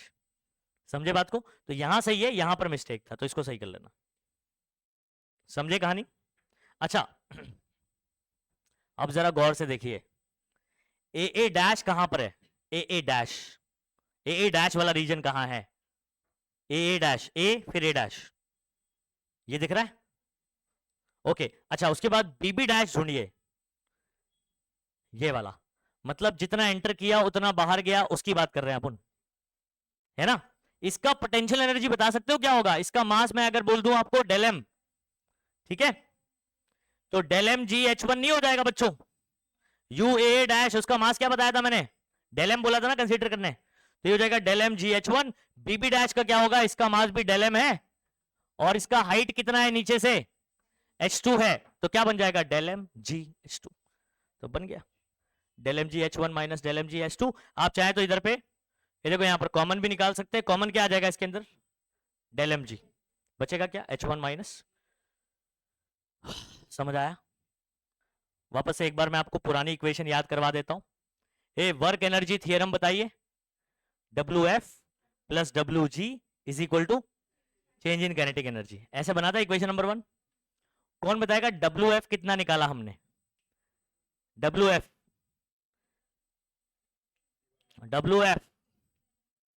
Del M by rho bracket P one minus P two, ऐसे किया था। अच्छा डेल डब्ल्यू जी कितना निकाला आपने, work done by gravity, del M G और H one minus H two, H one minus H two, ऐसे निकल चुका। अब आगे की कहानी सुनो,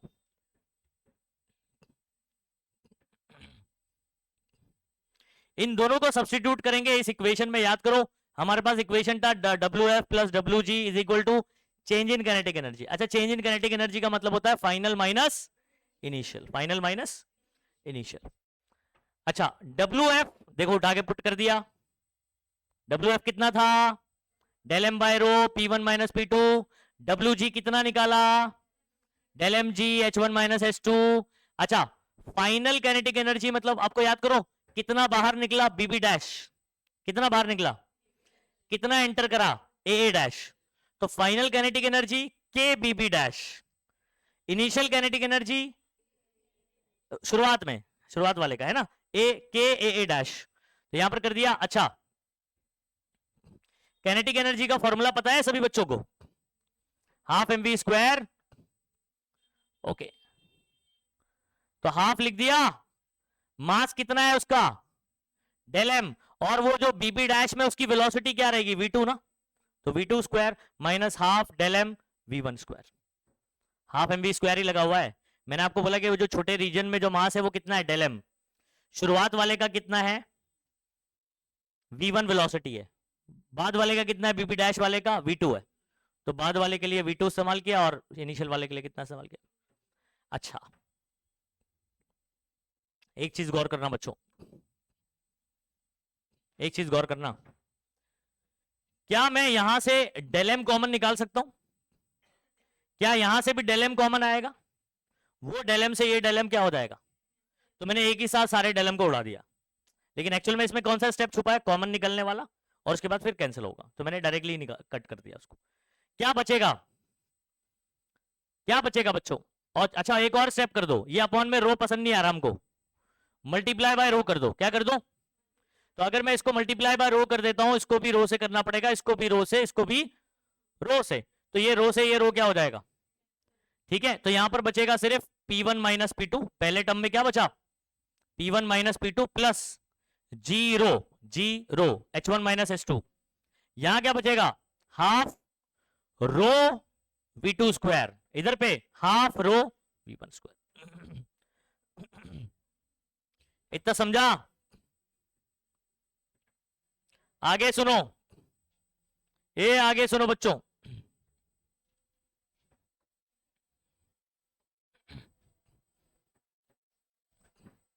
अभी हम लोग को सिर्फ टर्म रीअरेंज करना है, 1 वाले एक तरफ 2 वाले एक तरफ।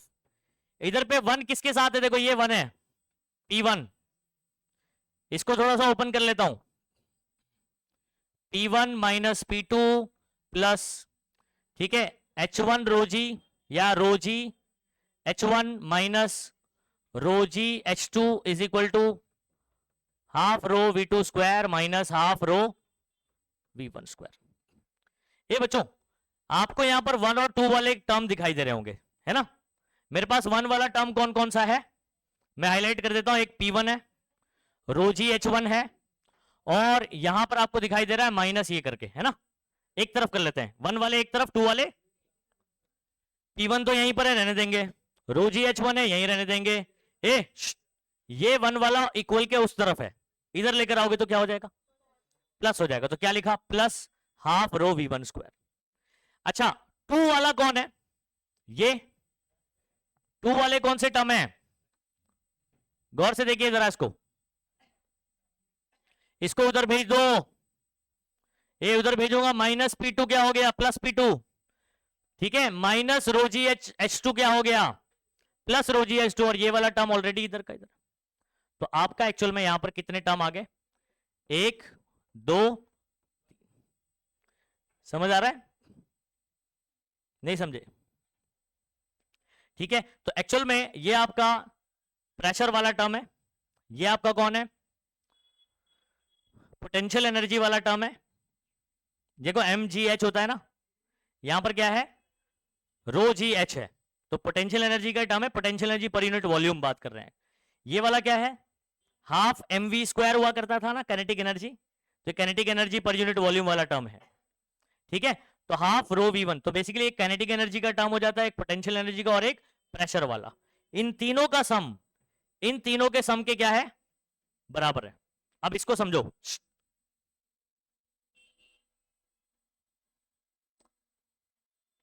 अभी याद करो मैंने बर्नौली का कुछ एप्लीकेशन बताया था, उसको कनेक्ट करने की कोशिश करो।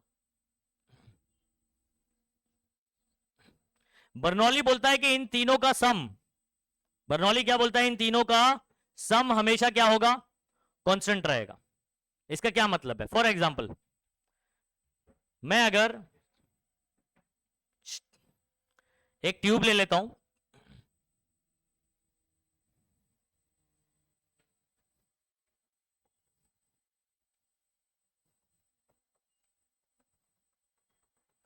ओके, ये हॉरिजॉन्टल ट्यूब है, कैसी ट्यूब है, हॉरिजॉन्टल ट्यूब है, तो इसका हाइट और इसका हाइट क्या रहेगा सेम, तो अगर दोनों का हाइट सेम है तो ये वाला टर्म क्या हो जाएगा, कैंसिल हो जाएगा, हाइट सेम है तो याद रखो फॉर हॉरिजॉन्टल ट्यूब आपका जो रोजी एच और ये रोजी H2 जो आप देख रहे हो, H2 और H1 की जगह क्या लिख दोगे, सिर्फ H लिख दोगे, तो ये दोनों सेम हो जाएगा और क्या हो जाएगा, तो 3 टर्म में से कितने टर्म बचेंगे, 2। अब आगे सुनो, यहां पर एरिया ज्यादा है, एरिया क्या है, एरिया यहां पर ज्यादा है, वेलोसिटी बताइए क्या होगा, कम होगा। अगर वेलोसिटी कम है तो ये काइनेटिक एनर्जी वाला टर्म क्या होगा, ये, अरे वेलोसिटी अगर कम है तो ये पूरा टर्म भी कम हो जाएगा ना, तो ये हो जाएगा कम। ओके, यहां पर बात करते हैं, यहां पर एरिया आपका क्या है बच्चों, कम, वेलोसिटी क्या हो जाएगी, ज्यादा हो जाएगी, ठीक है। अब वेलोसिटी अगर ज्यादा हो गई तो ये वाला काइनेटिक एनर्जी वाला टर्म क्या हो जाएगा, ज्यादा हो जाएगा। अब मुझे एक चीज बताओ, बर्नौली बोल रहा है कि तीनों का सम हमेशा क्या रहेगा, इसमें ये वाला टर्म तो हमारा कैंसिल हो गया, इसके लिए मेरे पास सिर्फ 2 चीज बची, ये कम हो रहा है और यहां पर ये चीज बढ़ जा रही है, 2 रीजन है मेरे पास।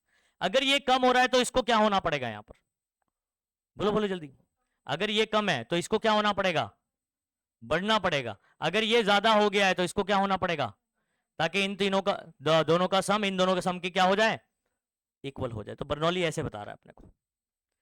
और इसका मैंने एप्लीकेशन भी आपको बताया, मैं फ्लूइड वाला आपको एग्जांपल बताया। मुझे एक चीज बताओ बच्चों,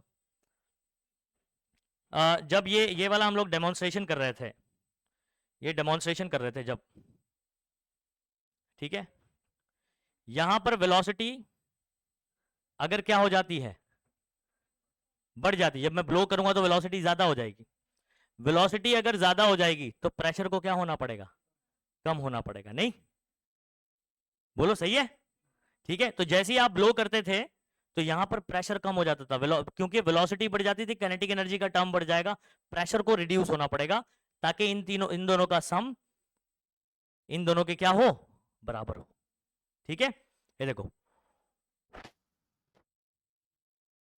तो यहां पर वेलोसिटी बढ़ गई तो प्रेशर क्या हो गया, कम हो गया। ये इक्वेशन बता रहा है वेलोसिटी बढ़ जाएगी तो प्रेशर क्या होगा, ताकि इनका सम हमेशा क्या रहे, कांस्टेंट। क्या रहे, कांस्टेंट।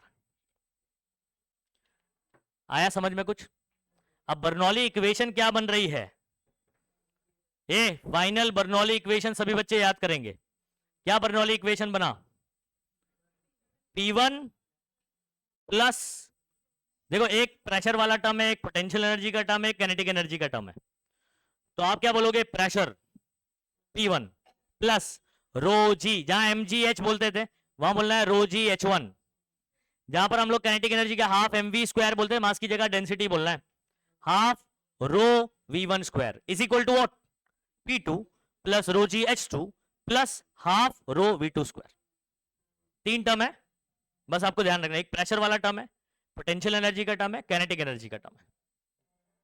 समझ आ रहा है? बोलो, P1 प्लस, जहां पर mgh बोलते हैं वहां रो जी एच बोलना है, rho G h1, half M V square जहां बोलते थे वहां पर हाफ एम की जगह रो लेकर आना, rho v1 square is equal to, अब आपने 1 1 बोला, अब थू बोल दो, नहीं आ रही बात समझ में, P2 plus rho G h2 plus half rho v2 square. इतनी बात समझ में आ गई? फॉर्मूला कंप्लीट हो गया। अब ये वाला फॉर्मूला सबसे पूछता हूं, फिर आपको ब्रेक देता हूं, और उसके बाद केमिस्ट्री का जो कुछ थोड़ा बहुत क्वेश्चन आंसर है वो डिस्कस, चैप्टर खत्म हो चुका है, लेकिन आपको क्वेश्चन बताना है कि किस तरीके से आपको क्वेश्चन संडे के टेस्ट में आ सकते हैं। ठीक है, तो 1 मिनट रुको।